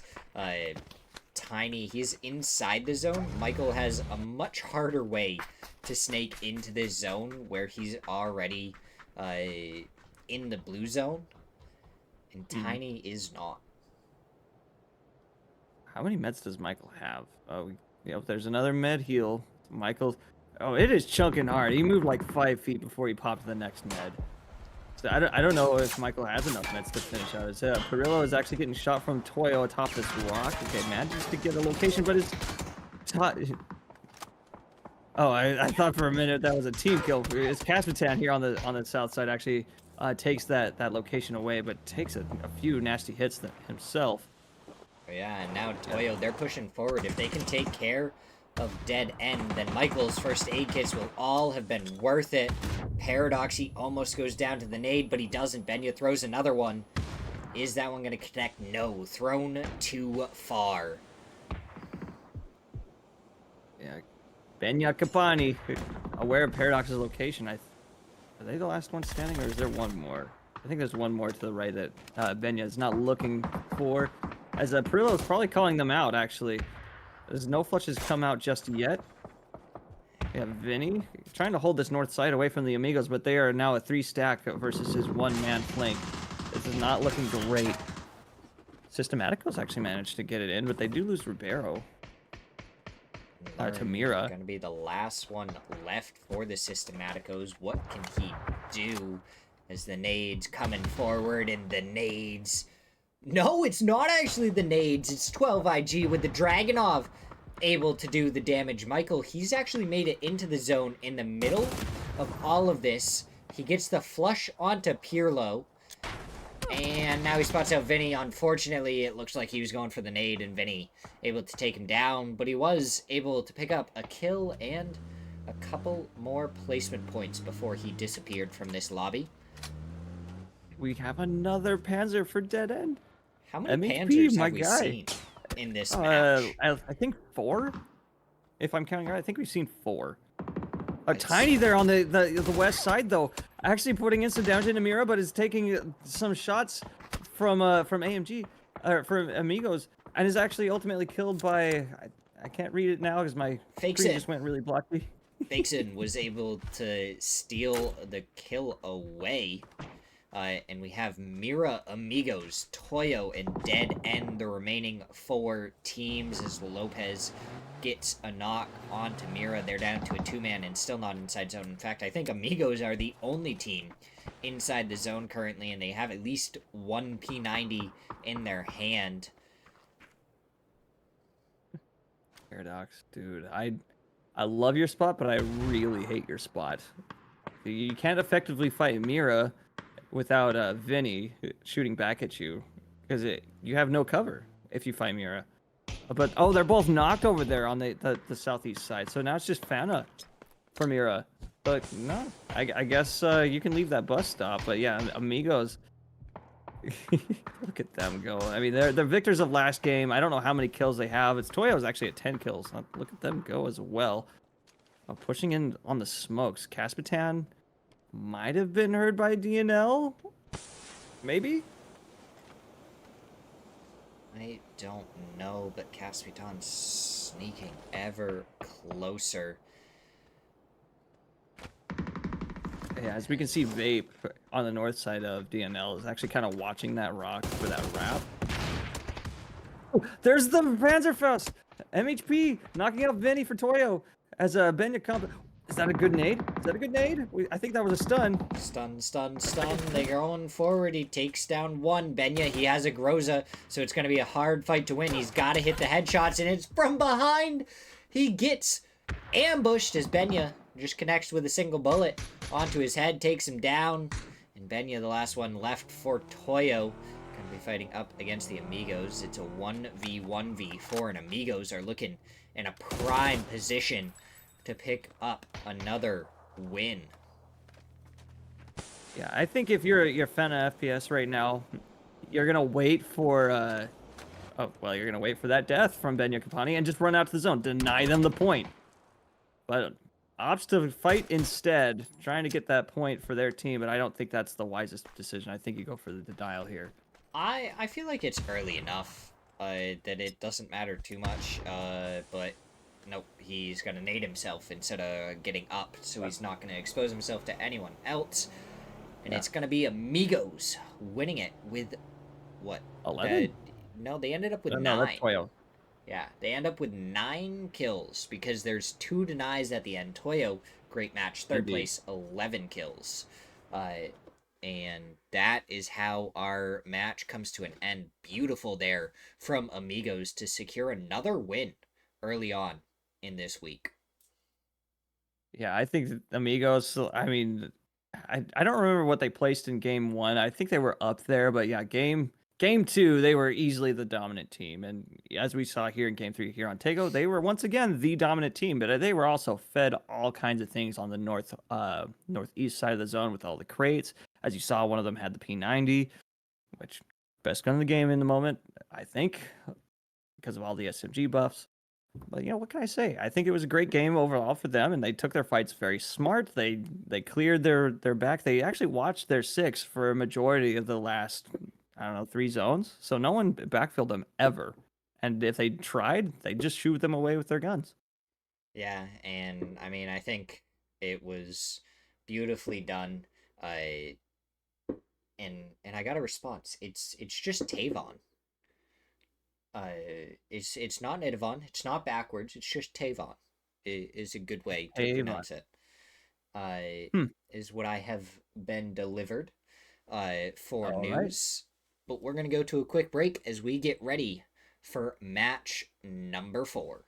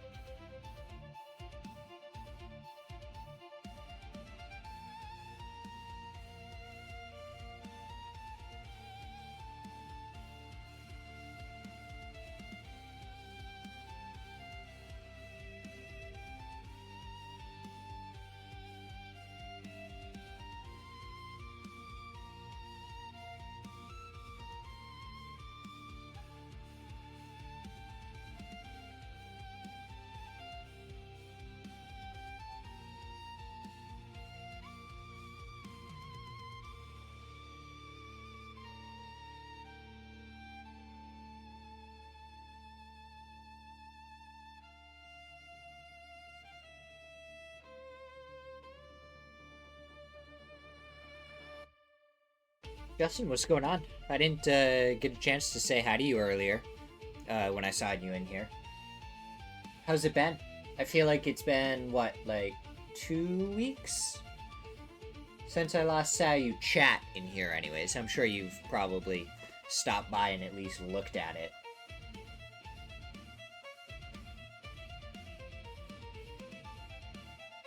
What? Fury, Hyperballs don't exist. You got Great Balls, Ultra Balls, and just the regular Pokeballs. And then all the other ones.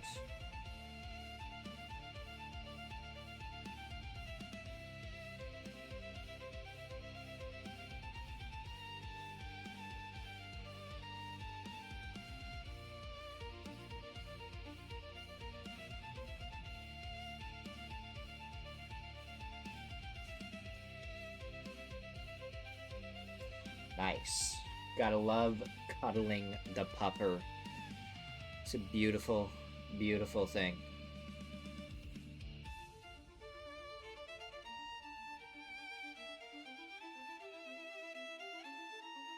And you don't even catch the Pokemon. It's okay, Justin. Me and Fury are just better than you, I guess. Justin, you have already captured your puppy, and therefore you don't need to capture the Pokemon. That's what's happening here.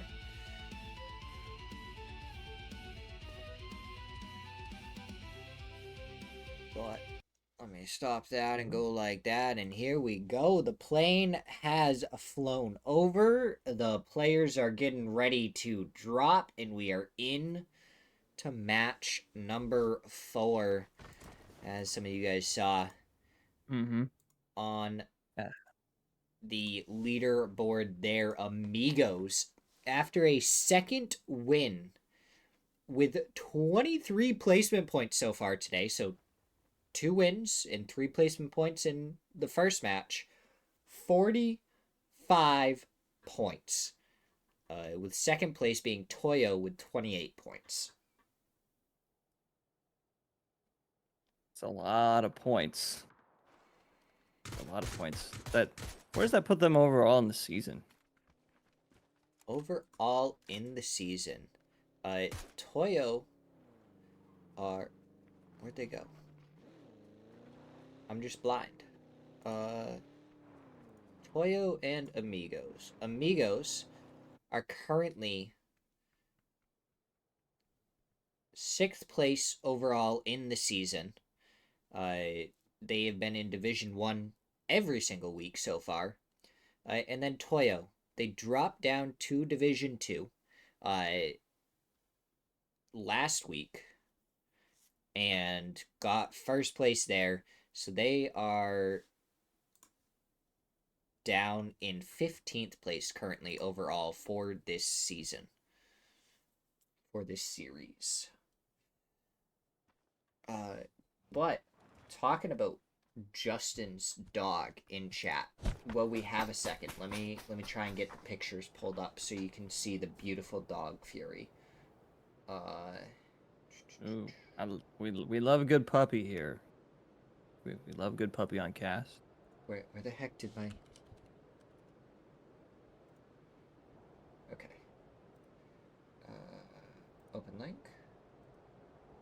Open link. Ooh. Okay. So we'll start off with this. This is the first picture that we got. What an adorable dog. What an adorable puppy. Pupper. Oh my god. Okay. Look at those little eyes. They are adorable. Definitely worth the cast. Then we go in this. In the back seat. Clearly a troublemaking dog. You can already tell. Oh yeah. Boom. Front seat action. Beautiful. Yeah, malicious. We asserting dominant. We love it. And then, oh my, adorable. Those puppy eyes, man. They're so good. We love it. We love puppers here. We love animals. You guys shoot me a message either in my Discord or DMs. If you guys give me permission, we will shoot that immediately uh, on here, and we will give the love to the animals because that is what the animals deserve. Yeah, who cares about this PUBG cast? We want to see the puppies. It's PUBG casts. I gotta here. Look, I'm gonna make another channel, in my Discord right now Oh yeah. for the animals. Right between clips and art. I genuinely don't care what's going on in the cast right now. I mean, STS is just letting Pure just drive by. Just letting them drive by. No problem. And we have an update here. We now have an even newer picture of the pupper. Yes. It's sleeping up against the other pupper. That's the best you can hope for as a fur daddy or mama. Just your fur babies just loving each other, sleeping next to each other. Beautiful. That's the best you can hope for, honestly. Okay. Meanwhile, back to the cast. Amigo is currently on we'll show the video in the intermission, Justin. We can't. That's a whole video. Yeah, we got to do this part of the cast, unfortunately. So here on PUBG Cast, I love it. Yeah, this is now a PUBG cast. Yeah, we are now that's PUBG right. casters. We are not PUBG casters. Yeah, out with the old, in with the new. Our PUBG is better anyway in every regard. All right, as we see Luminosity Gaming here in the central north side of the zone, just rotating in, and it's a very far east zone. I didn't even make this prediction. I mean, we were looking at puppy pictures, to be fair. But, you know, it's distracted. I mean, not a lot happened. We lost the couple of people that we saw right at the beginning. Justin's telling me the video's only 10 seconds. I really should probably just play it. Here we go. And now running all around, look at him. PUBG, as we see one take a little nibble at him, friendly like. Meanwhile, we hear some gunshots in the actual game between Luminosity, and I can't see who else is on screen. Is Liquid and Luminosity. It's Team Liquid. They always run into each other. I swear. All the time. It's just them fighting each other. Alo trying to park his car on the roof. Missed by just a couple of inches there. So now he's going to park it beside the building. But yeah, you said east, and you've just really influenced, I think, the zones for these couple of maps. All right. Should I make another bold prediction? No. No? You don't want to give me two in a row? No. I don't want to see you be right. Oh, okay. How about this? You predict where it'll go, and I'll whisper in your ear. I'm just kidding. Make a prediction. Go for it. I once the map pulls up again, I'll make a prediction. I mean, we're already far east. Listen, if anything, we can just go to Meg Ryan. Yeah? Yeah? Oh, yeah. Meg Ryan? Right in the center of the zone right now. I was thinking the exact same thing. Honestly, I think it's going to be a very center zone. Gosh darn it. I just don't even know what to do with you sometimes. You're ridiculous. Hey, listen. We will be right this time. This is a team effort now? Okay. Yeah, this is a team effort, because I was thinking the exact same thing as now where the zone collapses. But no, it's beginning. As a team, we talk about the fact that 8th place doesn't even have 20 points in our leaderboard after 3 matches. Can we talk about that point? 8th place only has 14 points. Let's see, I gotta make sure I'm on the right one. So 8th place. Empire. 14 points. This is ridiculous. I have a feeling I'm not looking at the same leaderboard you are. I sent you the lead. Oh my god. Wait, we're talking about the Twire one, right? Yeah. Yeah. But I might not be looking at the right one. Here. Yeah, I'll double check this. Let me I'll resend double another check link this. to you. Maybe that one will look a little bit better. Maybe I sent you the wrong one originally.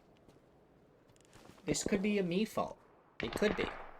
Let's see, 8th place is, yeah, that would be the incorrect link the first time. So, Yeah, yep, I see okay. what you see now. Okay, I was beginning to perfect. wonder because I saw some of the names were in there, and I was like, not Got all it. of these So- are in here. So I was a little it's me. confused. I was the wrong one. And look, it is going towards Meg Ryan. See, There look we at go. us. We, We're so good. as a collective, have cast a curse on this lobby. I am so sorry for everyone playing it, but for nothing, they are going to get bridge camped here by the Systematicos. Lawson, he lets the first player go by, lets the second go by, lets the third, and he's going to get ready to take the spray at the fourth. Flavin, able to avoid all the damage so far.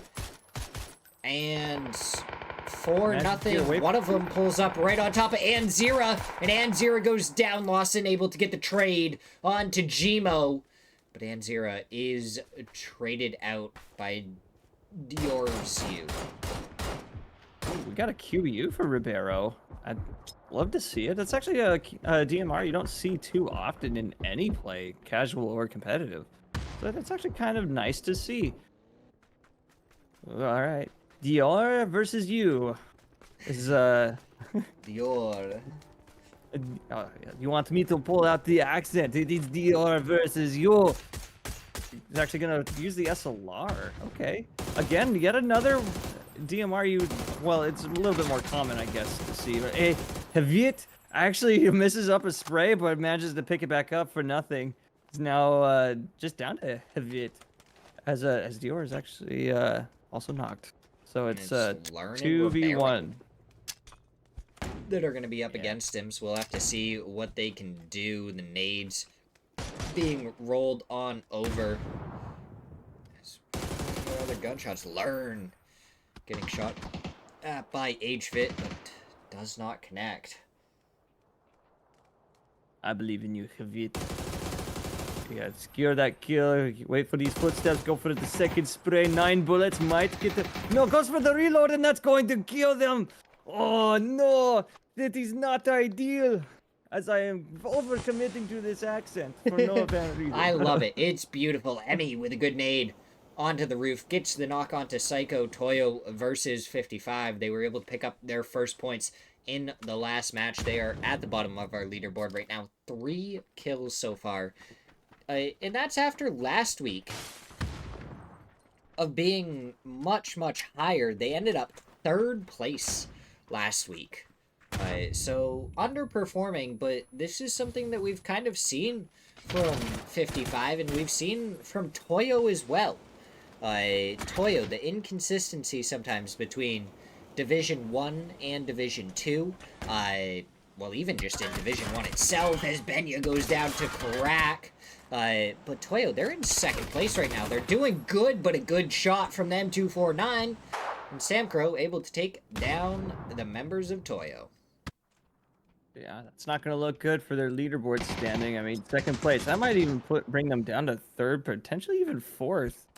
Because both Pure RNG and potentially Dangerous are nipping at their heels with 1 and 2 points respectively. Yeah. So that might put them down, because I don't think Pure or potentially Dangerous are eliminated just yet.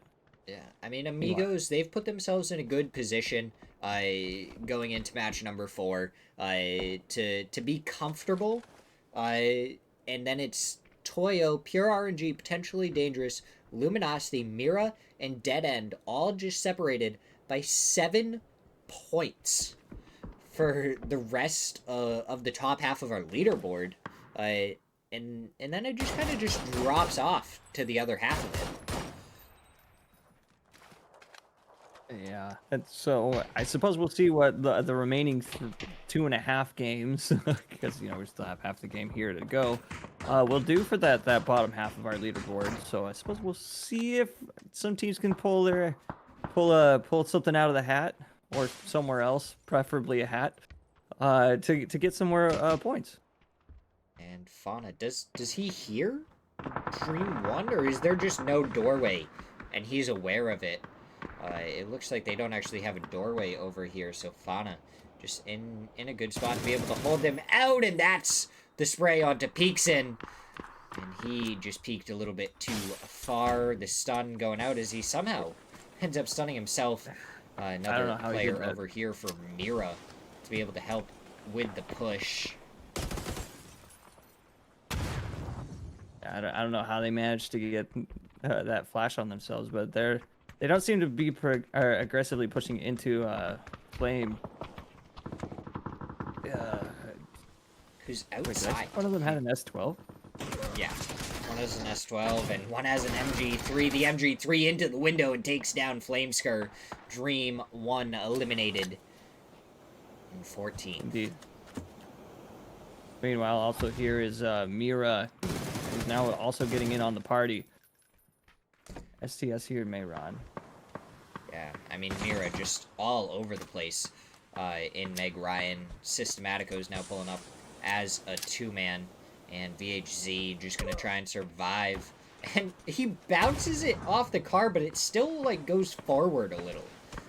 So he's going to have to try and cross to make it towards the rest of his team. This next zone getting ready to pull. Is it going to go north? Is it going to stay right on Meg Ryan? I mean, we're thinking Meg Ryan here.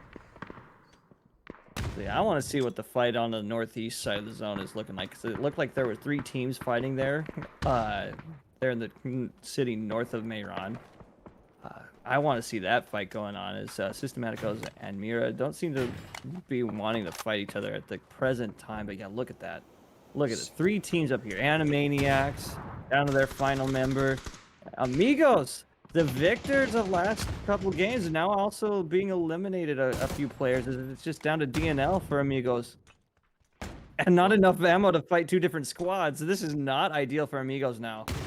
And it's Empire, the third team that's over here. Last week, we did see them stay in Division 1, and they had an okay week. The problem being, every time it got later on into the match, they just never had 4 up, and Poonage, he goes down. Michael, surely to follow, and now... No, Michael's over there. Sorry, my bad, I'm calling out the wrong players' names. And there goes DNL. Shinboy goes down. He was the one that was knocked. So XP and Michael, the 2 that remain. But Fake, he's still in the mix, in the middle of the 2 players. Yeah, I think they're going to be held out by, is that Dead End on the hill just above them to the west? Yes, I think that's yes, it is. Yeah, so Dead End's probably going to hold them out, but Fake going to play the prone game as XP going to go for some loot. I mean, I think 14 first aid kits. Holy moly. I mean, I agree that's what you need because you're going to have to push in behind Dead End, but yeah, Fake only 5 first aid. I don't with yeah, Empire's not. I don't think the Empire's really looking for Fake here. I don't think they're aware of But him he at can't all. move. He's gonna have to go for the heal. Has to go for the heal. Michael probably, well, may have heard this. I don't know about probably.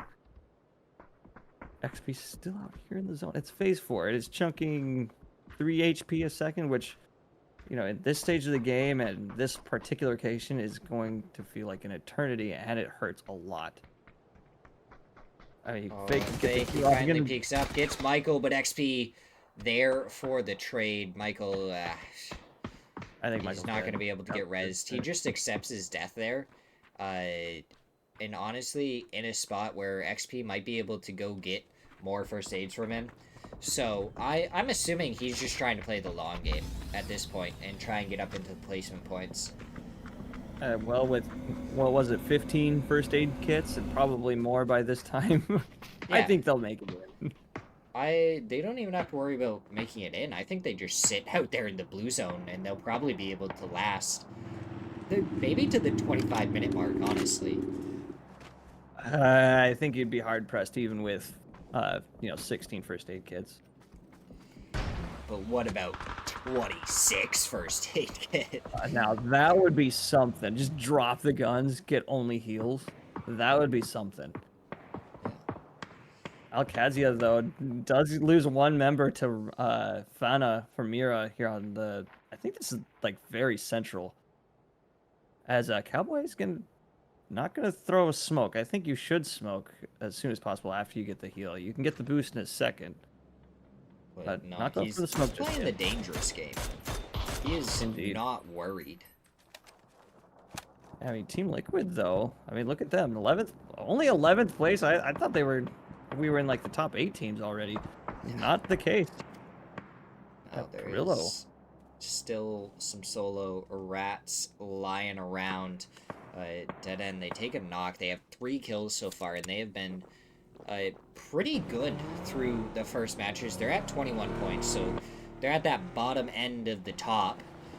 And it looks like Nzeke team just trying to cruise right through here. Go for the drive-by, and they get one before getting taken out of the vehicle.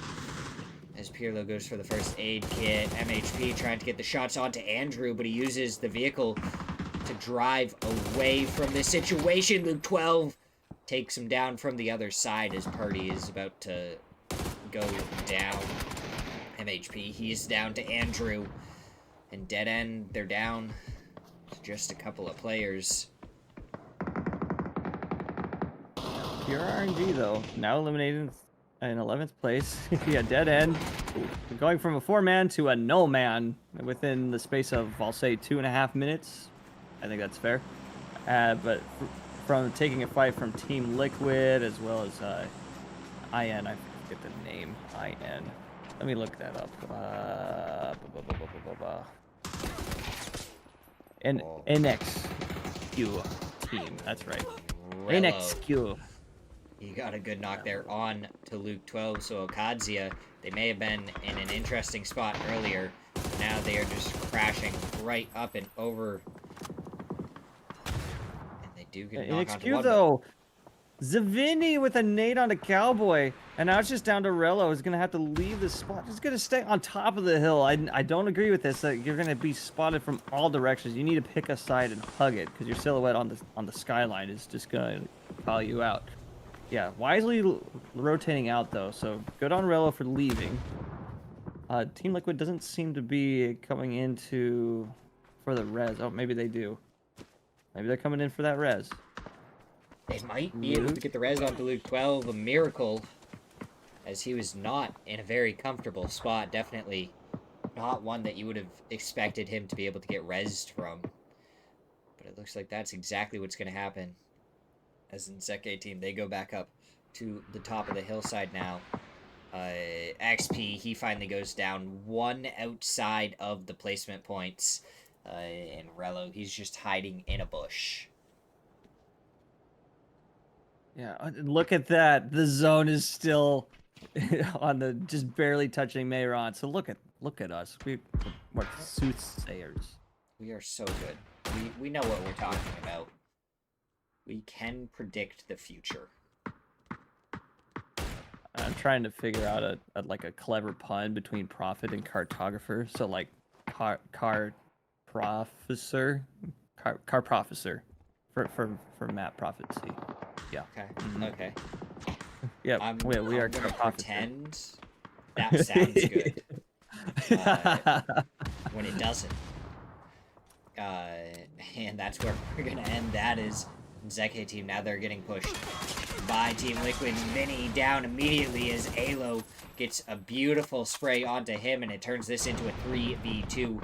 5 kills so far for a team that has not come lower than second place so far in Series 4. We'll have to see if they can keep it up as we get further and further into these matches. Team Liquid, though, going, at least Sparking's playing the north edge of this zone, as Alo was flying for just a couple seconds. Team Liquid's actually now taking a couple hits from Mariza.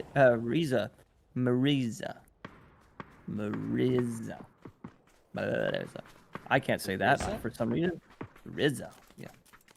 I can't do that. That's so weird. Renzira. I saw that as an M on my screen. Ernzira. Yeah, But even they are getting shot in the back from Luminosity Gaming, though. Luminosity. And that opens up for the door for Team Liquid to get off this hillside, but they might also be shot by Luminosity here in just a second as they're pushing into the base of this hill. Yes, they do. Snakers gets a knock onto Alo. Luke 12 tries to turn to the side, doesn't survive. And Sparking, he actually gets the knock onto Voxic. So Snaker is getting some return fire as we wait for the smokes to plume. Sparking, he's going to have to make the run towards Alo. I don't think he's going to be able to get the res in time, though. I think they will, but I don't know if there's going to be enough time for a heal. Oh, look at this. 55 coming on the backside of Luminosity. So that we might see a sandwich team kill between Team Liquid and 55 onto Luminosity. Snaker's knocking out once again Halo. Yeah, unfortunate for Alo there. And Sparking, he's just going to try and continue forward. The question is, where can he go? Maybe he goes for the same bush that Rello is hiding in, as in Zeke team. Could cause Systematicos to accidentally nade Rello. And Rello could go down just to unfortunate circumstances. I suppose that's fair, but I think what's most likely going to happen is he's going to track the fight between Andrew here. Oh, yeah. So, yeah, if he knew that this player was Andrew, who is just out of zone, then that means that Systematico is the only opponent he really needs to fight. Which he probably should do soon, if he expects to survive further. Solid. Oh, it's certainly solid, but he can't stay here. And Systematico can't really fight him either. Yeah, but I think Systematicos is just going to run by without ever actually seeing him. Yeah, I mean, we only have 10 more seconds until the zone begins to close, and Ribeiro is clearly not aware of Rello. Or maybe they are? No. Are they? Yeah, they are! All right. Ribeiro Unexpected. spotted him out. Yep, all right. Sparking about to get BZ'd and sprayed down, so that is 5th place for Team Liquid, so that's a good set of points for them. I didn't see how many kills they got. But yeah, meanwhile, Mira on this closed and perpetual danger. Oh, what? So much blue zone just happened there. I don't know who got the final kill. Mira is still alive with 1 player. 55 has 2 and Systematicos has 2. I didn't like Systematico's location, but now I don't seem to mind. I don't seem to mind. I mean, especially if they can see Mira out here on the south side just hugging that blue. I think I like Systematicos. I mean, this 1-1 split from 55, not bad either. It does give sightlines, but they lose 1 set of eyes. That's the end of their effective push. As Fake moves in just below Systematicos, so maybe some utility coming out their way. Yeah, he only has a Molotov, so he has to really make sure that lands very, very well. But Karak trying to come up and over the hillside. He doesn't have any offensive util either, so we have a serious lack of offensive utility here going into the final circle. So it looks like Systematico is going to be trying to go for the fight against Fakeson, but it's Karak and Sam Crow that combine to finish him off, and then on the rocks is where they are, just surrounded by 55. Yeah, see, this is what I was hoping would happen. Systematicals would see Karak on top of this hill, so now they only have to focus on Sam Crow, who is on the literal other side of the zone. So all they have to do is hit him once or twice, wait for the heal, and then just break their cover. Just get off this rock, which it looks like Earn is definitely doing. You're going to go for that wrap on the lowest side, because I think that's what's going to happen. Yeah, I mean, Learn pushing forward while Ribeiro just continues to try and cause some problems. Does take a couple of shots there from Sam Crow, who's gonna look for some new utility, some new helmets and vests if he can. Systematicos, though, great match here from them. 9 kills so far. Sam Crow was spotted out going for his rotate. So Ribeiro gonna be able to mention that one over to his teammate. How far can he go before he crests this little divot that he has? I would say about, well, I guess the divot now expands here. You could probably get to this rock safely, but you can only fight one player at a time from it. And if he's been spotted out, which I think Ribeiro probably saw this rotation, I think we might even see an offensive smoke. So if Systematicos throw a smoke at Samcrow's rock, the only way Samcrow can peek them is if he breaks his hard cover to shoot back at them. But I don't Oh, think Samcrow's gonna leave. Oh, I don't agree. I do not agree, but it seems to work out in your favor. it worked out great for him. Now he has a folding shield here to learn with that jump scout. Definitely going to be able to spot him out. He only Utility, knows where one one player Molotov. is. Great spray. No knock, though. Only hit his feetsies he needed to try and get some chest or headshots there. And unfortunately, that is not what happened. So, a little bit unfortunate for him to not get those shots that he wanted. Yeah, Samcrow, though, now into Phase 9, is the centermost player. It's going to have to fight 2 players for this location, but peaks a little bit too high as it forced for the heal, which opens up the door for Systematico to push in, and might even just get enough in... Oh, it goes for another heal. Problem being, No he vest, doesn't have a vest anymore, so that QBU is hitting hard with any of the shots towards his vest, but Learn doesn't have a helmet. One headshot. Okay, Samcrow, if you're obviously not going to do this, use your smokes and break their lines of sight on you. Smoke them and focus on one direction. I think that's the best way to isolate a player, so you only fight one.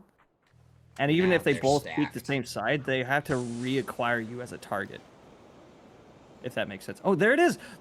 Look at me go. I don't have all chat. I promise. I mean, we're watching a live stream for this. See, look at this. This is brilliant. Samcrow with the right idea, but oh no, an unfortunate peek though. It only works as long as you don't get double headshot, and that is exactly what happens as Learn nails the shots and Systematicos win it with 10 kills. An absolutely beautiful game there from them. Yeah, they held that hillside for the longest time, and I think that was the strongest position going into the end game, especially after the other teams cleared off that north and west side of it. And that gave them all the sight lines going into Mayron and the field to the northwest of Mayron as well. So I think that's ultimately what got them the victory here in terms of strategy. But, you know, Samcrow just did an unfortunate peek and got shot in the face for it. Yeah, and I It mean comes down to that. they played it super well earlier on too. They were able to get Rello, who was hiding in the bush, without getting knocked in the back from him. So that's always a plus. And then they were able to just slowly move forward from that ridge line to end up taking the win. And it was nice and clean. And that's how match number 4 comes to an end. So we're going to go to a quick break as we get ready for match number 5.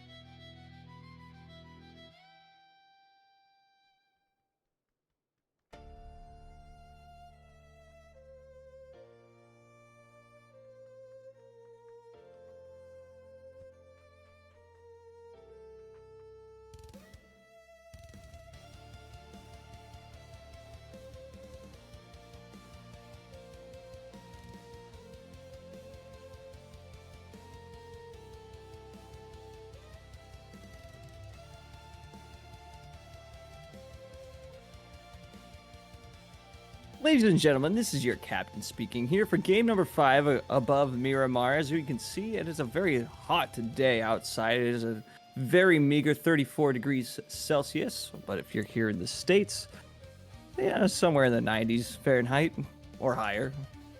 We have a slight northwest wind, so that might impact our players dropping here. Yeah, I suppose we'll see. But it is a very lovely day for flying. So, what do our teams do? Well, this is what you see on screen. It looks like we have a very nice spread. No formations or stunt work coming out of our teams. Very unfortunate. Man, can you imagine, flying emotes? That would be something. Why did they add that? That sounds like fun. That would be Apex Legends right there. Is what it I would would argue be. more. Yeah, but could you imagine just striking a pose in mid-flight? I think that'd be cool. Full salute. Yeah, you know what? No. Here's what I think should happen. All right, if you're going to follow a player, because you can do that in the plane, right? You can follow another player. You should just have an animation where you're grabbing that player's feet off the plane. Oh my That God. would be pretty cool. I think that would be pretty cool, wouldn't it? Give me them feet. Oh gosh. I don't know. Cool, interesting. Definitely plenty of things. And that's a headshot from Dior on to MHP with the SKS as MHP tried to hop in the vehicle. And that is going to be the first death on the nice, warm and toasty Miramar. Roth, though. Might get a free kill here as well. Yeah, Vinny with an M16 versus a Vector, and I don't know if Vinny has a vest or anything, but I think Roth is probably going to win this fight. But, we could be surprised, but I'm not surprised. There's our second player. To start in this one. All straightforward, exactly how we would expect. You see the two teams here. Looks like it's dead end and 4-0 here in Camp Militar or Campo Militar. I don't know if I can get a Spanish accent going, but I don't know what you got. You're capable of, but no. yeah, no. No, that's I can do an old man smoker. Let's do something, man. Come on. No, I'm all set. I appreciate the encouragement. I'll save that for a different stream. But yeah, we have a pretty centralized zone here, right around Picado. Plenty of spots where this could go. Plenty of ways these teams could play it. Indeed.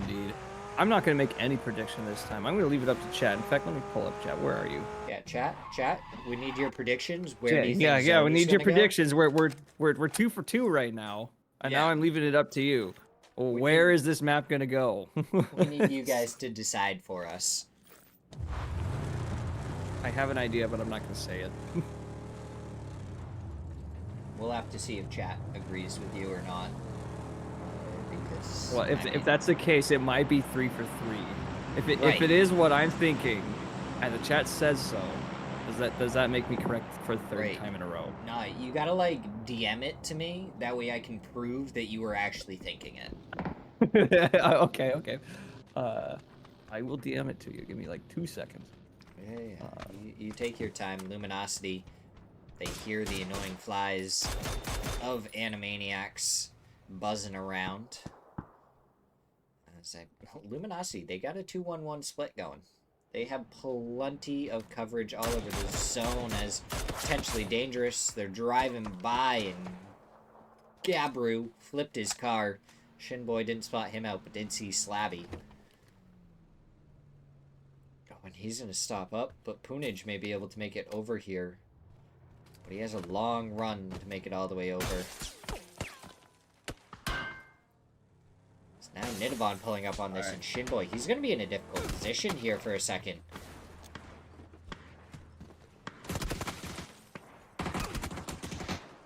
Empire now losing Shinboy. And my screen just stopped working again. Unfortunate. Oh, okay, there we go. Was that potentially dangerous that got that one? Yes, it was. Slabby Right. picked up the kill on that one. That's an unfortunate loss there for Empire. We've seen a lot of just one player going down for, like, each team. Dream 1, they currently have a player knocked. Maybe, do they have 2 knocked? Yes, they did have 2 knocked. Handsy. No, I think they still do. Psycho! I think I saw 2. Nice! Jibs knocked out by Psycho. And At now, range, does Flames get hit? No. He No. survives. There's only one left on Dream 1, though. So a tough... I mean, we were talking about a tough start, losing 1. But Dream 1, they lose 3 to start off this match. Yeah, not great in the first 6 minutes of the game, but the game isn't over until it's over. So play hard, Dream 1. Rooting for you. Yeah. Potentially dangerous on this rotation, though. It's getting shot by Punage from Empire Gaming. Just being a lone man. Nice shot. But it's ultimately stolen by away. DIY, though. Great shot coming out of Punage, but doesn't secure the point. Instead, that goes to, I think that was Roth. No, it was DIY. DIY got this one. Stole it away from Punage. Absolutely crazy. Punage with an insane shot, and it just gets ripped out of his hands immediately afterwards. And it's a shot that he probably wants back, because Empire, they're down into 10th place now. Yeah, I mean, just a quick visit on the leaderboard. I mean, Amigos is still currently ranked first at 48 total points for the day. And is leading right now by 14 above Mira. That's actually quite the. Unless I didn't refresh, I probably. Yeah. Mira did jump up well. They went up 4 spots and they're in 2nd place now. So 14 point spread between them and Amigos, though. That's quite the point spread. Yeah. Potentially dangerous does move up into 3rd at 31. Eclipsing Toyo, actually, as they are also eclipsed by Luminosity Gaming. That's I mean, the games aren't over until the game's over. We still have these 2 games left to play, so these leaderboards are not set in stone, but the Amigos looking very strong for the night. And then 14 points is a lot. Yeah, we do have 6 more that are gonna happen either tomorrow or Wednesday, depending on if there is PUBG maintenance tomorrow. I think there is. I'm pretty sure I saw something on X for that. And there wasn't last week, so chances are that there will be this week. So most likely we'll pick this back up on Wednesday. So we'll have to see if some of the teams towards the bottom of the leaderboard can be able to... Oh, XP! No, he survives and he gets the trade! He actually gets the knock onto Cowboy! Absolutely insane there from him, and he's just gonna hop into the bus and get ready to leave, and there he goes. What a shot onto Cowboy. Not able to confirm the kill, unfortunately, but I think it was the smart play to get out of there. Yeah, keeps the dream alive for Empire. I mean, I know they still have 3 players still standing, but even one member this early in the game gone is not ideal. The more guns you have going into the mid game, the better. I mean, of course, that's just the nature of Battle Royale, but especially when it comes to competitive play. So we'll have to see how the teams are able to play it. As Sam Crow up on the rocks, looking down, and 55, one of the teams, I believe they were actually in last place in the last match, and they had 2 0-point games to start the day, and now they're up to 18 points in 11th. It's not great, but it's not awful. Yeah, that 2nd place with a handful of kills last game really brought them up quite a ways. Oh. 4-0 though. Flavin being knocked by Vinny for Toyo. But Caspitan, gets another one for Toyo. Is 4-0 going to die for basically nothing? No trades whatsoever? Chimo That might be the case. I mean, look at the map. Yeah, Jimu.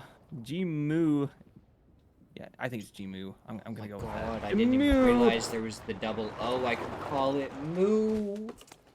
Moo. I I have want to see the best failed. moves in the chest, guys. Put it in Moo. the chat. Best moo. I Oh want to see it. no. Moo. The opportunities that could have arisen by calling him Moo, and I've failed all these weeks every time I've seen him. Oh, how it breaks my heart. Oonage, though. Going back to the farmhouse, but he's getting. He's in. He might be pursued by Alcazia. Doesn't look like it, but he is very separated from the rest of his team. Yeah, all right. We see that we're a bit north of Picado on the current zone, but that could very well change. But yeah, a good majority of our teams are within the zone, so that's actually probably ideal for them. And I don't think they're really pressured to move deeper inside the zone. At least the teams that are already there, I don't think they're pressured to move at all at any point in the near future. Oh, Roth. Oh Raw. no. It doesn't even look like he was going that fast. How No, did he end up knocking? Is he still in the vehicle? No. So I believe what I saw was they lost a tire, and as they were trying to stop, because the truck spins out as you try to stop, it like fishtailed him as he got out. Cowboy almost single-handedly taking down Dead End as they pulled up next to him, but it's Slabby that finds the final player. Selfish gets a couple of shots towards Cowboy. Roth is getting rezzed right now by Rello, but in Zeke team, they're pulling up over here. Yeah, no nades coming out from Nzeke, but we see a couple coming out from Alcazia. Doesn't look like they've thrown any just yet. They were waiting. Yeah, no throw.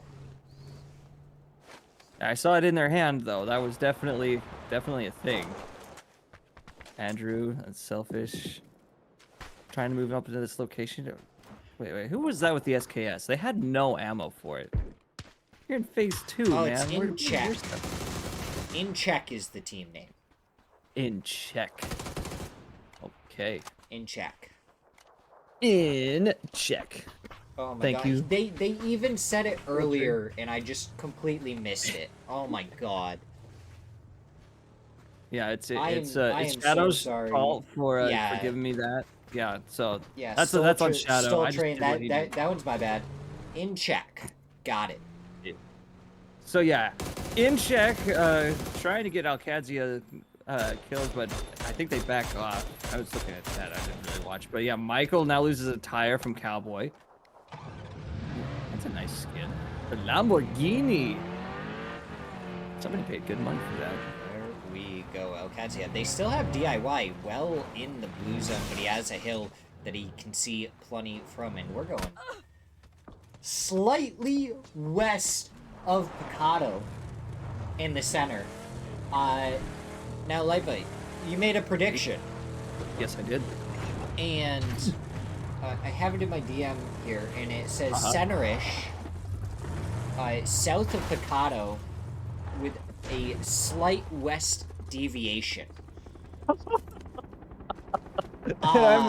I'm like 80% there. It just needs to shift south and it's over, which I think is extremely likely. So, how about you just stop thinking? Because, wow, that is spot on for a third game in a row. 3 for 3, baby. Renade? No, not anywhere close. Nope, just short. He didn't yell Kobe. So yeah, no finish. Team Liquid doing a 2-2 split within Picado though, if you could see that very center. I think they're just going to have to play it as a full 2-2. I don't think they can actually try and regroup with each other at this point. Oh no, absolutely not. There are 5 teams in Picado right now, and at least between Team Liquid there are 2 of them. So, yeah. Definitely not going to be doable. Mira, they're still dealing with 55 up above them, but 55 they're getting shot at now. Looks like by Systematicos. Yeah, I mean, I think when once all the teams are within the safe zone and it collapses, we're gonna hear a lot of shots because we still actually have quite a few players still alive in phase 3, which you'd say, you know, that's normal for competitive play, but for a zone such as this, it's actually not, because there's only realistically a handful of compounds, all of which are occupied, and the outlying teams have almost no cover. They have their cars. That's about it. So I'm surprised we're not seeing more fights happen at the moment. Oh, okay, that makes 6 teams now in Picado. As Empire actually makes it in. Goes down. Gamoo, no! I don't know if that, I really don't know if that's the name or not, but I just want it to be at this point. It's got to be the name. The G is silent. It's just now Moo. Moo. Yeah, Moo is now dead. Dream 1 goes down. A couple of our solos falling as we're down to 13 teams. And, okay. I am spot on. Look at me go. Wow. Wow, wow, wow. Somebody better pay me for this now. if I can make this all night, somebody better pay me to be like the coach. If you for get their the team. next I one can as just say well, stuff. like, I don't even know. Luminosity, this 2-man holding up against pure RNG with a little bit of help from Sparking, but now Sparking, he finds Bizzler. So he picks up a third, or a second, that he wasn't going to get previously, and shots go out from Purdy, as I thought. Sparking was the last one left, but no, and Ponage all of a sudden gets Purdy, and now there is only one left. And Benya gets the steal onto Purdy. Empire, they're up as a 3-man inside of Picado. I think this is more players than they've had alive for like 2 weeks in phase 4. Yeah, indeed. I mean, we're currently watching out Kadzia. It's actually probably in a... I think this is probably the ideal compound to be in at the moment. Because Picado is just going to be... I don't see how any team leaves for free at all if the zone leaves Picado. We're just going to see 3 different teams inside a 5-stack where Luminosity is. Fake almost gets roadkill by with our teammate's bike after they get eliminated off the bike. I mean, you saw that bike just send it. That was kind of comical, actually. Through the window and just smacks them in the face. Yeah, that would have been a highlight for sure. Highlight level play by the bike. Make sure everyone knows that it would have been the bike's highlight level play, not anyone else's. Yeah, that would have secured the bike this season, for sure. Okay, if you're Systematicos, you can see them there on the north side. They have all the rocks. I think they stay up there as long as possible. Yeah, because you don't really have any other option, I don't think. Well, like, tactically speaking, let's just say one of your players gets knocked.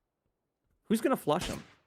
They're in, like, little divots, just peeking their heads. You get knocked, free res, no smokes required. And I think that's the same case with Toyo here on the south end. As Incheck is, can actually see them way out there. I'm rather surprised. But Amigos here on the west side also kind of looking into Toyo's position. But yeah, Luminosity, Vixek, seeing Brainfire, what's their name out there on the north side? That's Systematicos, there we go. Yeah, Systematic, oh, Amix. Yeah, see, this is the fight that I thought was actually going to matter just a little bit more, but it's a 3v... What? Now suddenly in favor of of Toyo?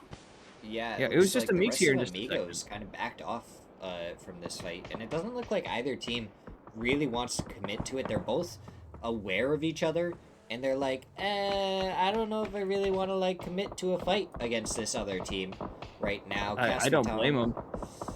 Kasperton's about to get crashed by Alcatia, though. Yep, there's the shots that come out, and Kasperton's gonna have to leave, but gets knocked by DIY.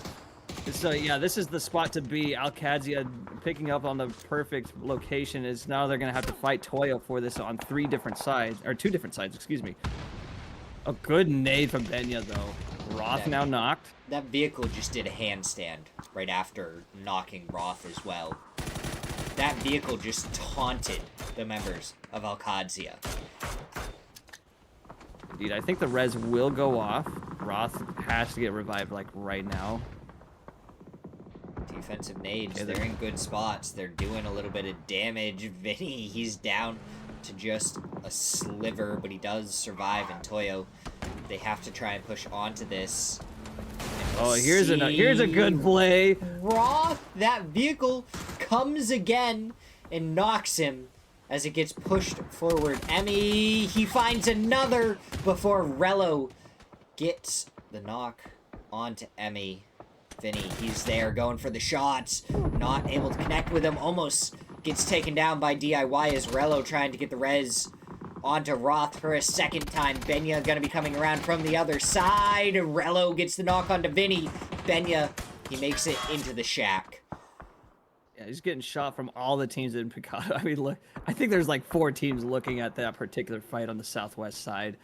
Meanwhile, Animaniacs versus Systematicos. Systematicos got off their hill. They're sharing that compound with Animaniacs. Yeah, fake. I think that's definitely the call. It's gonna give you a semi-central position, at least where they are relative to Animaniacs, who are semi-edge. Oh, this zone's about to close. It's gonna cause some chaos. We have 7 teams in Picado right now. I know, and I think. In terms of location, I think 55 controls the most territory, but if the zone leaves Picado, it's basically going to be the end of the game for whichever team decides to leave Picado first, which I think will ultimately be Empire, if I had to guess. But no, it's going to stay in Picado, so now it's down to all the teams outside Picado caught in the rough, and that's just not ideal for anybody outside. I mean, Alcadzia is still a 4-man. Toyo is now down to 1. And Systematicos versus Animaniacs. That's the question. But even if they have vehicles, how do they honestly expect to get to Picado? It's an empty field between like this location and Picado. There's nothing there. Double blue zone. Fake is able to avoid it just barely. So Systematico is not going to find too much. They have 3 members of Animaniacs over in the warehouse and potentially Dangerous trying to get some nades over into the 5-stack, but not really going to find anything. And Voxic, he has an S12K that he can just sit here and stare at the doorways with. Kadzia, they're making their push over here now too. Snakers gets the knock onto Roth, and he does get the flush, doesn't get stolen away. Yeah, Roth not having a particularly great endgame, but oh, Animaniac's gonna push into the former location of Systematicos. And it might actually work in their favor, because the rocks are actually providing a little bit of cover from the city, but they're kind of exposed to Systematicos. They have the same angle too. I think they would have needed to avoid that rock when they were driving and tried to get like further alongside all of the rocks, further deeper in. That way they'd actually have like a spot to play. But they're not in as Voxic with the S12K gets a double on to potentially Dangerous. And the 5-stack still reigns supreme. We are in phase 6, and that was 10th place. Yeah. That's this is gonna be kind of a fun one. It's not very often in, well, even casual play that it ends in a city, which I think considering the zone, it's going to end here in the city. That's not something you see every day. So we'll see who gets favored the most. Who has the most panzers?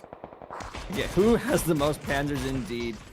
Animaniacs on top of that hill taking a lot of damage from sparking for Team Liquid, but not a whole lot of ammo left, so you're gonna have to conserve a little bit, because even though you have a Groza, so I was gonna say even though you're double dipping, but you know you're not.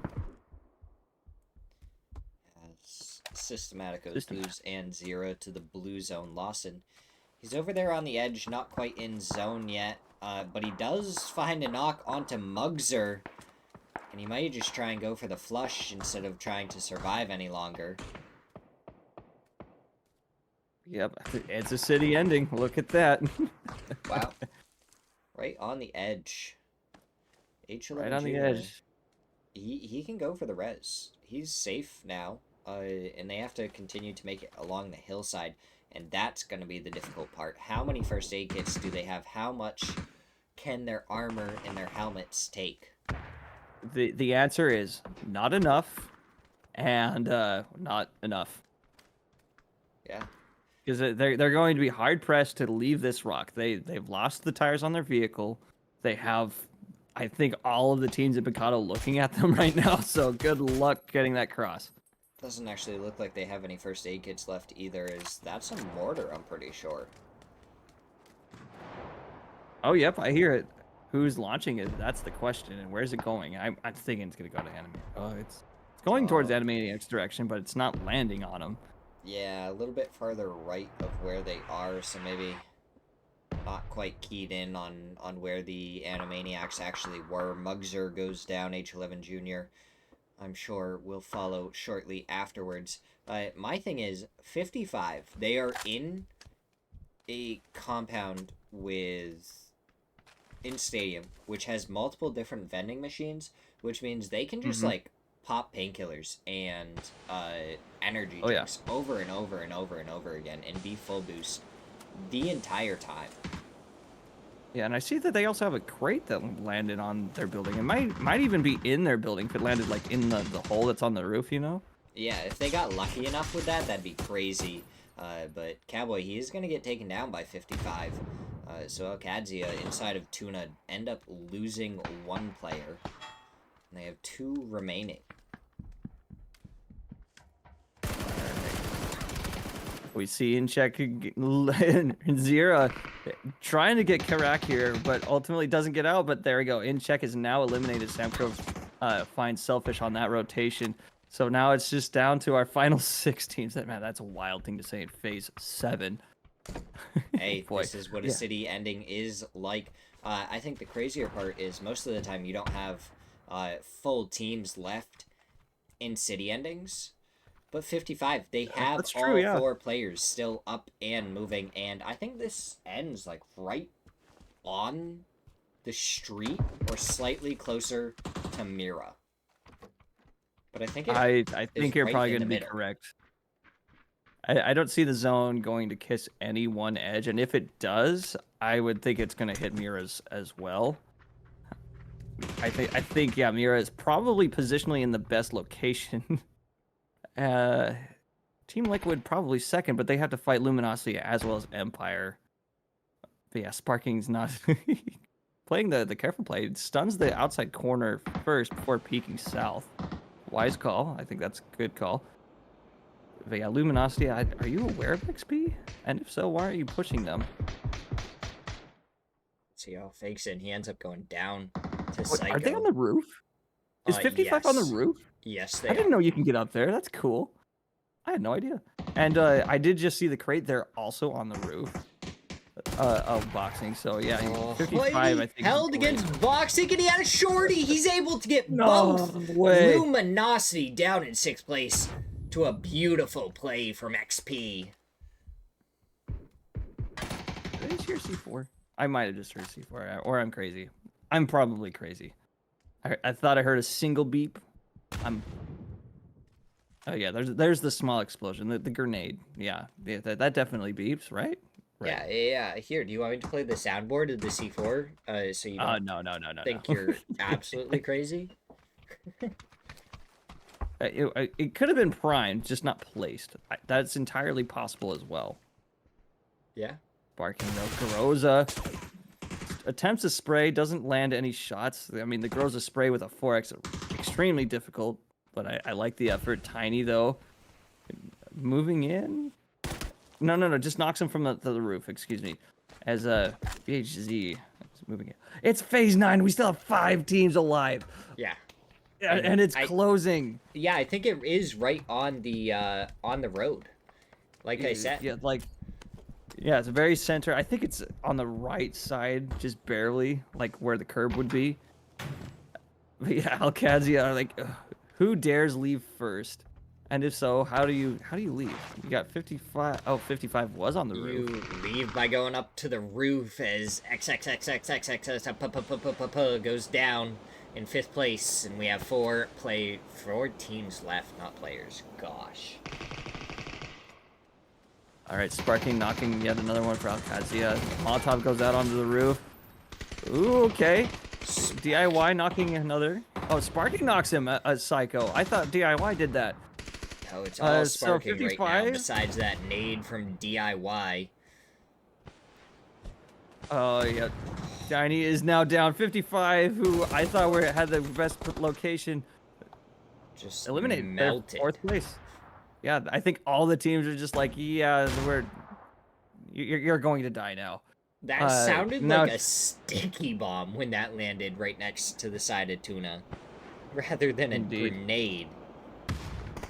Now the blue zone goes out, and it's going to prevent VHZ from being able to move where he wants. DIY, he has a couple of smokes, but how long does it last him? He jumps down right when Sparking jumps out, so the timing ends up working great, but Sparking still finds him 3v2 in the S12K. It rings out, and Fakesing goes down. And now Sparking, he almost gets the knock on Tafana to follow it up. The stun goes forward. Luke 12, he still hears one below him.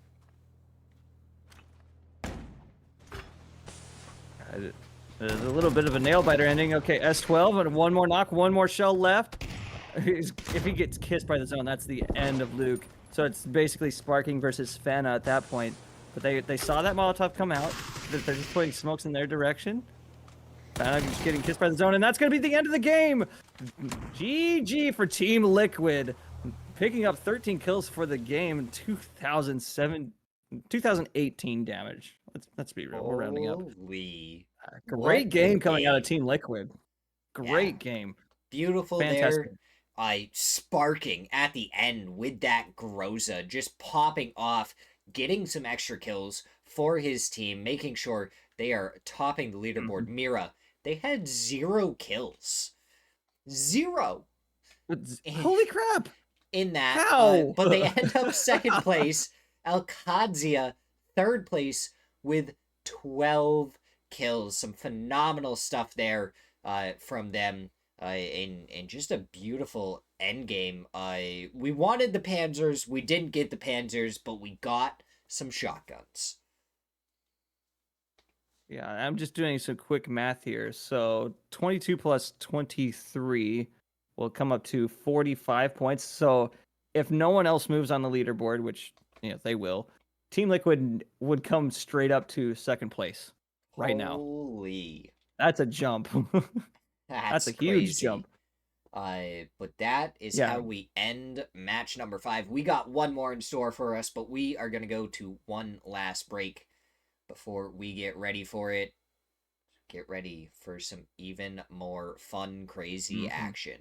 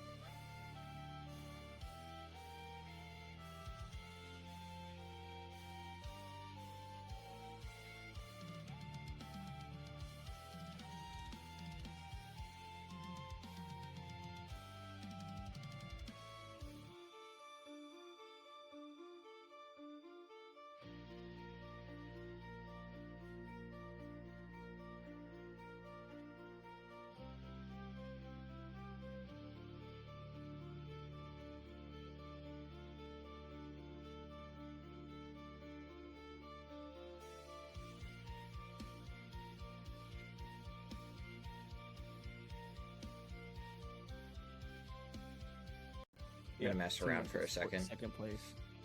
Team Liquid, second place, 45 points. I'm gonna mess around for a second. I'll be right back. Yeah. Okay. Why is this not working? Why is my camera not capturing properly on this? No, kitty!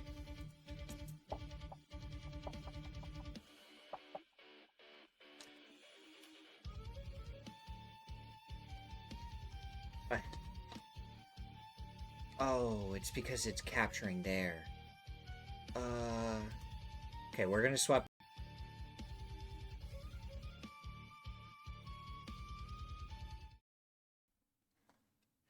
No! Where did my cat go? Fireworks. Hey, come on. Come here. Come here. You know where I put it. Oh my god. Anyways, we are back for match number 6. If we get my cat to come over here, I'm gonna swap to the faces again really quick to try and show off my cat. She's here. Cat does not want to be nice. But she just doesn't want to cooperate currently. All right. Well, to pick back up in the game, I mean, I don't know if we're on camera in the game or not. Pure RNG and Luminosity Gaming have dropped into Picado, and they've already begun to shoot at each other. Has a creator code Senka. Lands on the 5-stack on the south side. We gotta do this really quick. I gotta swap over for my cat. Okay, yeah. Cat. She's not gonna stick around long, and we only get half of her body because the camera's not quite set up to see the rest of her. I mean, it's a cutie patootie. What are you doing? Hey. Right? There we go. We see the cat. We see the kitty. You sticking there? Okay, you're gone. Okay, there we go. We got our cat for the day. We didn't miss any action. Nobody's dead. All 64 players still up, and we are going far to the northeast. So we had 2 people hut drop Campo Militar last match, and they are probably going to be disappointed that they don't do it again this match. Indeed, yeah. Meanwhile, here in Picado, Luminosity and Pure RNG kind of looking for each other, but Pure RNG is doing a 2-2 split. 2 north in the boxing ring, 2 south, and 1 in the 5-stack and 1 in Casino. And I don't know how Luminosity plans to fight them. I think the best place to fight them is actually pushing into the buildings going south. I think that's the best way to do it. But as we see, no matter whatever they do, they have to do as a team. Yeah, 4v2 amplifies their odds, but I don't even know if they know that it's 2. Wait, yeah, that's all right. Are we on the right feed? Why is there audio on? Oh, I unmuted this audio. That's why. Who put me in charge of this? You did. Oh, okay. That makes sense.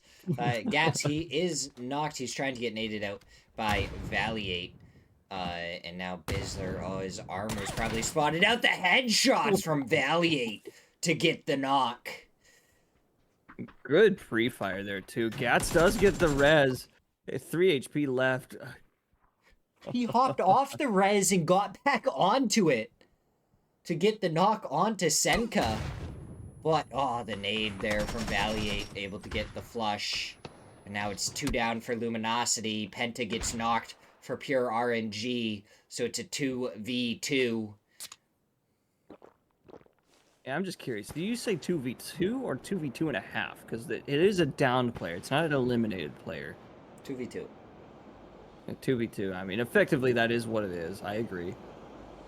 Honestly, sometimes I say 2.5. You could call it a 2v1 because one person has to go for the res. So I definitely would say it's 2v2. It's more of a disadvantage than an advantage, trying to think about your knocked teammate as the shot's coming through. Snakers, he almost goes down to Finna, but he just barely holds on. Voxic, though, I think it's might be going or trying to find Valiate here in Casino. Penta does hear this spot from Snakers, but we hear some shots going into Snakers from Casino as Snakers actually receives a little bit of damage, but Pentalol takes a lot of damage from Voxic. But no, Valiant is also knocked. I just missed that, so it's just down to Pentalol. Yeah, 2v1 in this scenario. So we'll have to see Snakers and Voxic. They're going to make their way forward, but Voxic, he's taken down to 1 Penta. Going to be screaming as Snakers takes him down. And the PUBG gods decided to roll a .99 damage instead of 100. Yeah, I wouldn't say they rolled a nat 1. You know, good old Dungeons and Dragons joke, but that was not exactly what I don't think they were hoping for. Luminosity Gaming though might not have rolled a d20 or a nat 20, but a nat 12 was just enough. Yes, it was. The rolling of the dice goes in Luminosity's favor for the Picado HUD drop. Yeah, we see it's kind of actually once again a kind of out there zone. I don't think it's going to hit the edge like it has the last couple games where it's been on the edge. I think this one's going to go try to be more of like the true center of the map. So I think it's going to be a southwest zone 2. So that's my prediction, is it's going to be a southwest toward the edge, if you will. So go, like Hacienda is going to be touched or encompassed by the zone. Yeah. That's what I'm going to predict, but I could very well be wrong. We'll see. I could very well be wrong. We'll see. So does that mean you want us to go right down to the valley? Or... So, it's like, I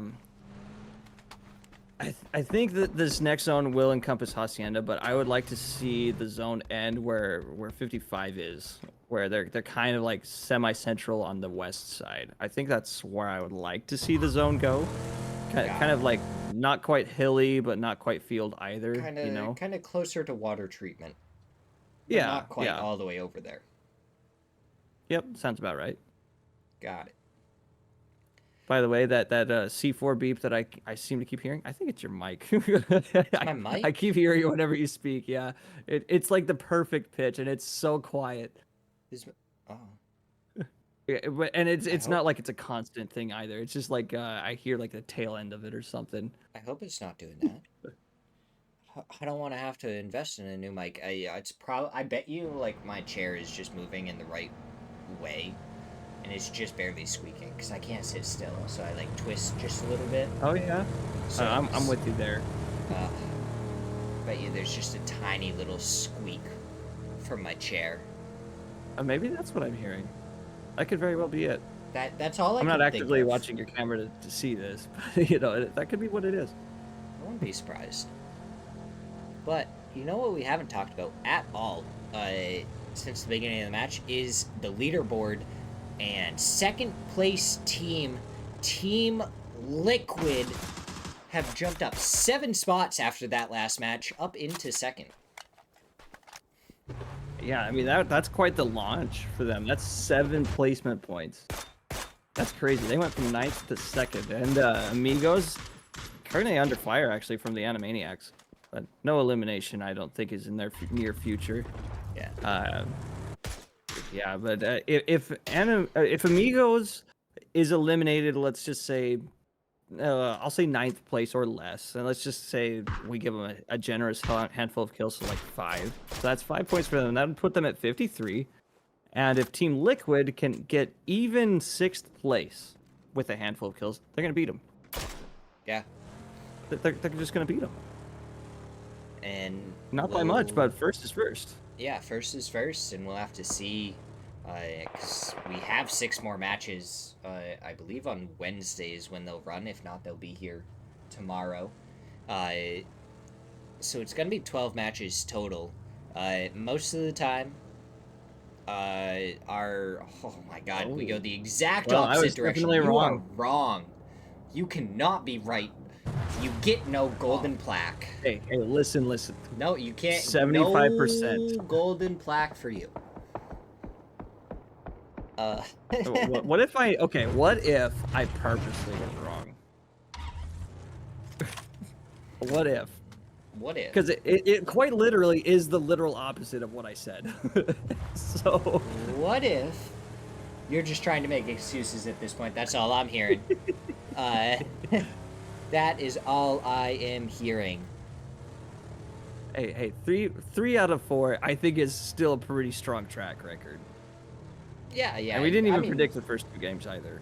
So yeah, whatever. It's a pretty good guess. But normally when we are casting the Smirzera League, we have to worry about who's going to get demoted into Division 2, who's going to stay in Division 1. None of that really matters. You just need to get as high on the leaderboard as you can during these 12 matches, because there's no more. It goes into the next series after this week. So it's just get as many points as you can. Try and get higher up for the next series and try and stay in Division 1 that way. Getting into the top 12 teams does not matter for this week. But normally the cutoff we see for that is 40 points. 40 points? That's not a lot. Yeah, besides last week. Last week was the first time we didn't see 40 points be the cutoff, as Pirlo ends up going down to Flavin 4-0, picking up another point. Flavin, what an interesting name. Oh, pretty curdy though. I think that was probably an audio thing. I think Purdy was heard by Hivit. Hvit. Yeah, it's Hivit. As Moo is actually coming in for support. That G is now silent. Let's go, Moo. We just want to say Moo. Hey, can you blame him? No, I think it's perfectly justified. I think it's amazing and hilarious. But yeah, last week was the first week it wasn't 40 points for the cutoff. It was actually 50. Which is, we 50. Speculated a couple of times. Wow. But yeah, it doesn't take a lot to get to 50 points. When you only have 4 teams get demoted, 50 points really isn't that difficult to reach most of the time, to be safe. Oh, Emmy, he's gonna be down. Now, Caspitan, you can't stay here. Unfortunately, Emmy is gonna go down. I admire the effort, but it was wasted. Yeah, Systematico doing a wide east wrap. I think they were also doing that the last couple, the last few minutes actually, into the last zone. So I think they're gonna find some pretty free real estate here shortly. Is lost. But they just gotta keep on driving with that zone. Yep, they gotta keep going. Okay. Opens up the map. Oh, maybe I was just like barely off. I was off by 1 zone.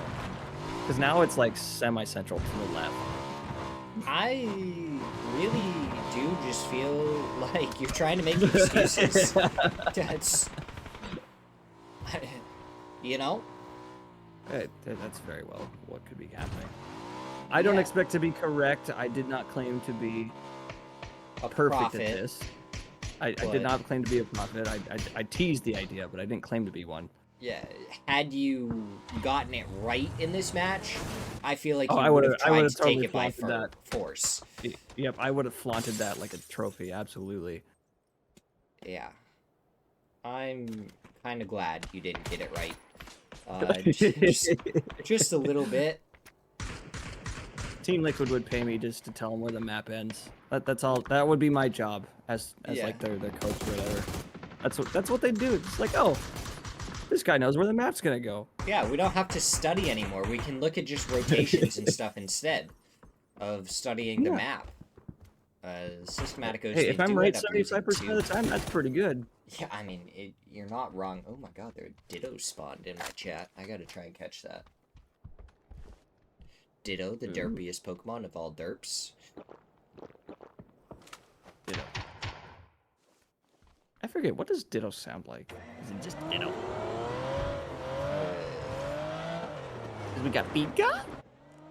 I don't We actually got know what Ditto. Ditto sounds like now that I'm thinking about it. Does Ditto not have a sound? That would fit the character, I suppose. Ditto just sounds like whatever Ditto sounds like, I guess. Yeah, I Ditto don't know. sounds whatever Ditto looks like, I think is what it would do. Yeah. Because Ditto is a toe. I will say though, anyone that plays the Pokemon community game in my chat, if they catch a shiny Umbreon before I catch a shiny Umbreon in my chat, they'll get banned. Banned. Yeah. Banned. Yeah, it's just not allowed. And Okay, they both caught the just say Ditto, it but I happened. didn't. Ridiculous. Okay. So I'm not a Pokemon guy myself. I just know a handful of them. But let's just say a shiny Umbreon happens and I just happen to catch it. Do I get banned as your co-caster? Would that just be the end of me in the stream right then and there? Maybe. I like. So, Never to co-cast again. so the real problem with why I say that and everything, is because you've seen my color scheme and everything, right? It Yeah, kind of. perfectly matches my color scheme. To a T.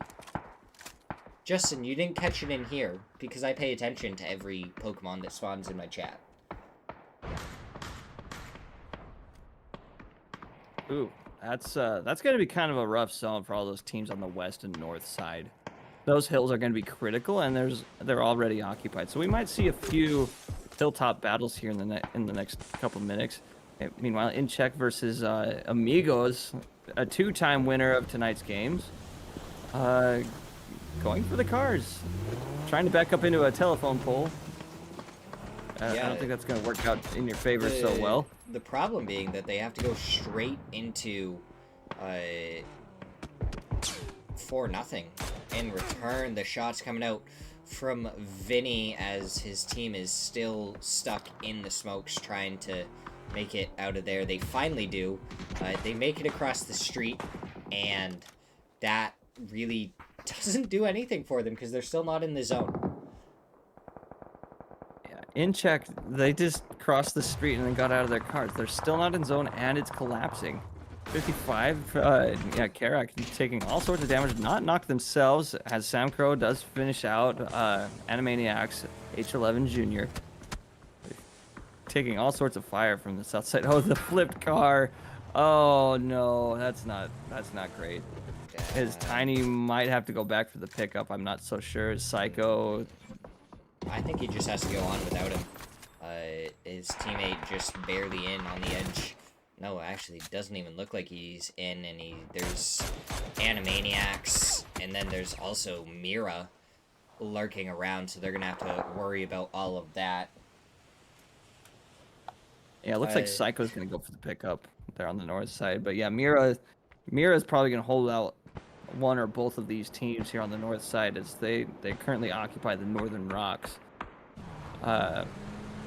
Elsewhere, Alcazia just barely to the southwest of them, and then further we got this fight between Dream 1 and Perpetual Danger.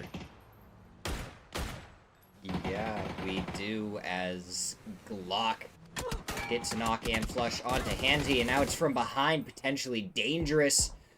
Getting involved, Flamesker goes down, and that's to Mira. How many different teams are looking at the top of this hillside, getting damage into it? Slabby, he goes down to Jibs, who tries to get the flush. He does get the flush. Nidavon, no, Tavon. I was just told that is Oh, what night, Tavon. Is able to finish off Dream 1, but he goes down to the blue zone. Alcazia, they're trying to make their way forward. Gabriel, the only one over here. He's trying to prep the nade, throw it forward. It's going to stop right next to Roth and Alcazia. They may just want to try and fight. Potentially dangerous. No, they're just going to get in the vehicle and try and drive away. And they stay up. They survive. Meanwhile, Fury, if you can catch a shiny me, that would be... Honestly, I'd give you props. The question is, what would the shiny me be? What's the color scheme there? black and silver, maybe? Like silver glowing eyes? Animaniac's now eliminated. Looks like Amico's taking them out. Oh, no. Fake actually died to the play zone. And Yeah, 12IG died to his self-made. oh, nade. Yep. Oh, nade. Silver, blue? So it must have okay, been. so the silver replaces the black, and then we still have the blue eyes. Is that what we're going for, Fury?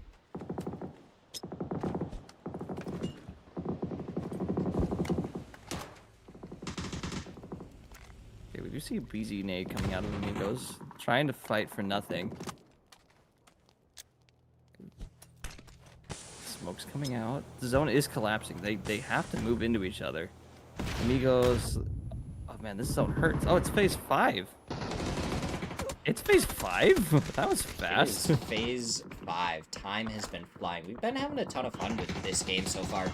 Let's look at the kill feed. Get him, Moo! Moo! Yes! Moo! Get him! Able to take down Lopez there at the end and win the fight for his team. Yeah, DIY with the P90. That's good to see. And using the 2x optical enhancement. Not something you see too much with the P90, as it's just a straight shooter anyway, but you know, the extra magnification? Not bad. Not bad. HZ for Mira, 22 HP, receives a damage nade from DIY. Gonna go for the heal. I think you do. Now here's the question: Does Benya and Vinny just barely south of them hold Mira and Alcadzia out, or even push aggressively from behind and take out Mira? So much going on. The Empire just getting annihilated by nades in the kill feed, and Alcadzia, they're trying to nade forward towards VHZ. More fly forward, and that lands right in his face. And we're down to just 4 teams. Team Liquid, Alcadzia, Luminosity, and Toyo. Heavy hitters there. Yeah, but like let's just take a quick comparison to last game. We're in phase 6 and we're down to our final 4 teams. And final 2, 4, 8, 10 players. No, 12 players. Final 12 players. We were phase 7 with 8 teams alive last game. I just realized that's entirely my fault for not informing you. Oh, we gotta watch this. Oh. Toyo knocked. Luminosity knocking out one of Toyo. Sees the second one. He's gonna peek that door once again. Snakers. We're gonna get that flush. Vinny putting out some more damage. They're just gonna swap this door. Vinny going out the back door somehow evades both of them, but is gonna get shot. No way! Vinny! Vinny with the finish. Vinny, absolutely insane there, holding on. But yeah, I forgot to inform you. This is the Americas Game 6. This happens. Honestly, sometimes they finish by phase 6 in the Americas. I've seen that a couple times, yeah. It's just how they play. It's just how it be. I think in terms of the cast, it's going to come down to Alcadzia and Team Liquid, which in terms of placement, I think Team Liquid is set to win the series tonight. So I think they got a good, healthy point or set of kills. I think there's still 6 more matches. Well, I mean, for tonight is what I mean. They'll take the lead for today. Yeah, if that's what you're saying, then yeah, I think you're right. Yeah.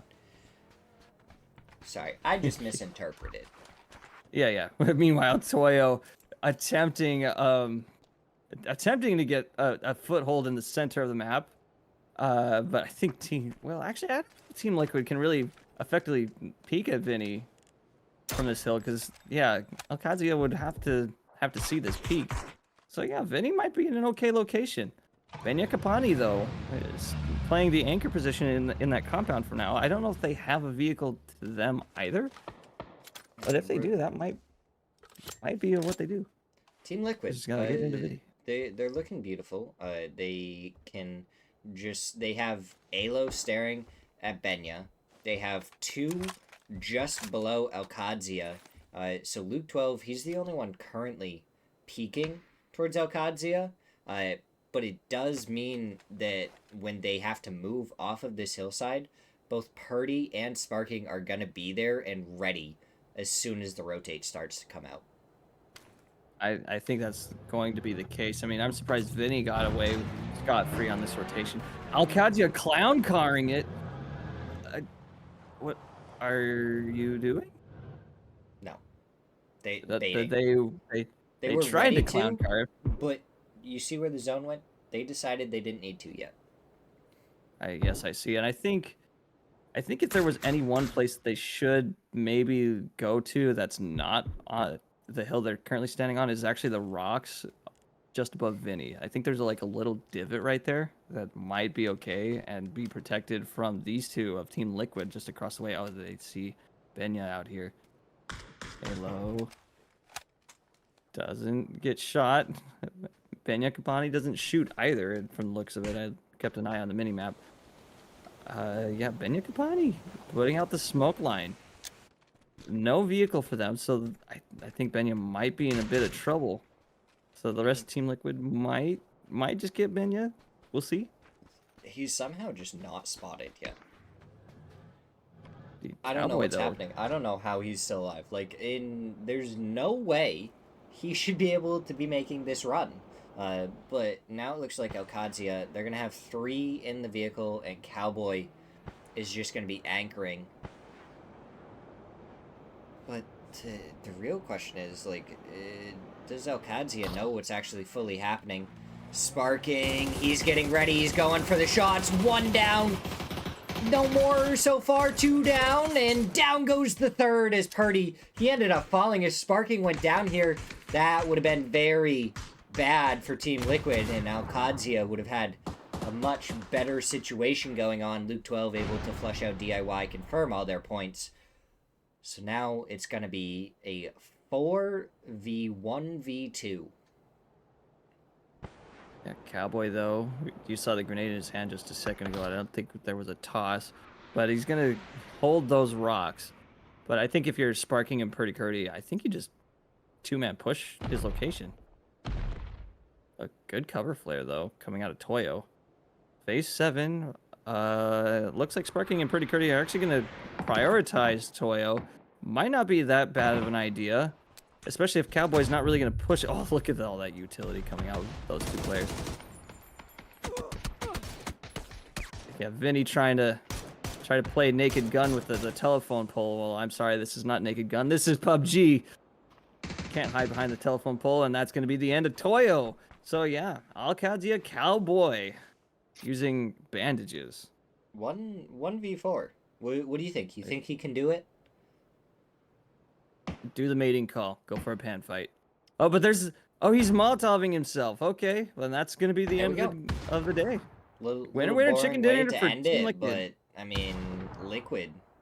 Beautiful there from them. They pick up another win, 12 kills to go alongside it, and they take back their first place spot that they defended last week, and it looks like they're going to try and defend it again this week, and it's looking pretty good for them so far.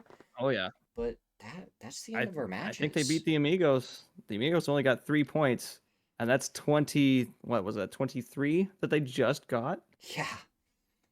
Yeah, so Team Liquid were plus 23 for 45. That would be 68 points. That's yeah, crazy. That puts them firmly in the lead. And I'm sure we'll see the updated leaderboard here in a second. But oh my God, Team Liquid, just popping off. They had a slow start, which is a little bit unusual for them. We'd have to go back, I think, 4 weeks ago. 4 or 5 weeks ago was the last time that they really had a start like that. But halfway through our matches, we got our leaderboard all updated and here for you guys. Our top 2 teams both have 2 wins each. Wow, yeah. Let's see. Oh, my scoreboard did not update. Did yours update? To look at the Discord one. There's one in the Discord. Yeah. Like the one you sent me, or what? The stream in Discord should have the leaderboard on it right now. Oh yeah, 67 points. Yep, there it is. 67 points over 51. Yeah, that's that's quite the lead. That's 16 points. Yeah. Don't do math on stream, kids. That's a bad Uh, idea. yeah. I mean, beautiful from them. Amigos, second place, 51 points. They had a good showing in day number one. If we were going to do a week number 5, you'd see the teams that were being demoted right now. And the fact that Systematicos and Pure RNG both have a win and are on the second half of the leaderboard is kind of crazy to me. Yeah, and we also see here for Division 2 might be moving up here shortly. Yeah, so Fairy Tale, Yin Yang, Killing Spree, Supernova, they would take the bottom 4 slots for Division 1, if I understand this correctly, right? Yes. But Yeah. this is week number 4. So it means that this is the last week of this series. And Hmm. all that matters is getting as high in the placement points, no matter the division you're in, as possible, so you can get more points and try and fight uh, higher ranked teams right from the start of the next series. Yeah, and for some of these teams, that's going to be a tall order, a very tall order. Yeah. But the crazy thing here is in Check 8, in Check Team. 14th place Mhm. right now. They are 4th place overall for this series, getting first place in Division 2, third place in Division 1, and then second place in Division 1. And right now, they're down in 14th. And they've got tomorrow. They got to have a good day tomorrow. Because them being all the way down there, absolutely crazy to me. Mira is doing fine. Luminosity's doing good. Um, So, I mean, I don't think there's really any other like standouts here. 55 um dropped their previous roster, I believe, and picked up this new one.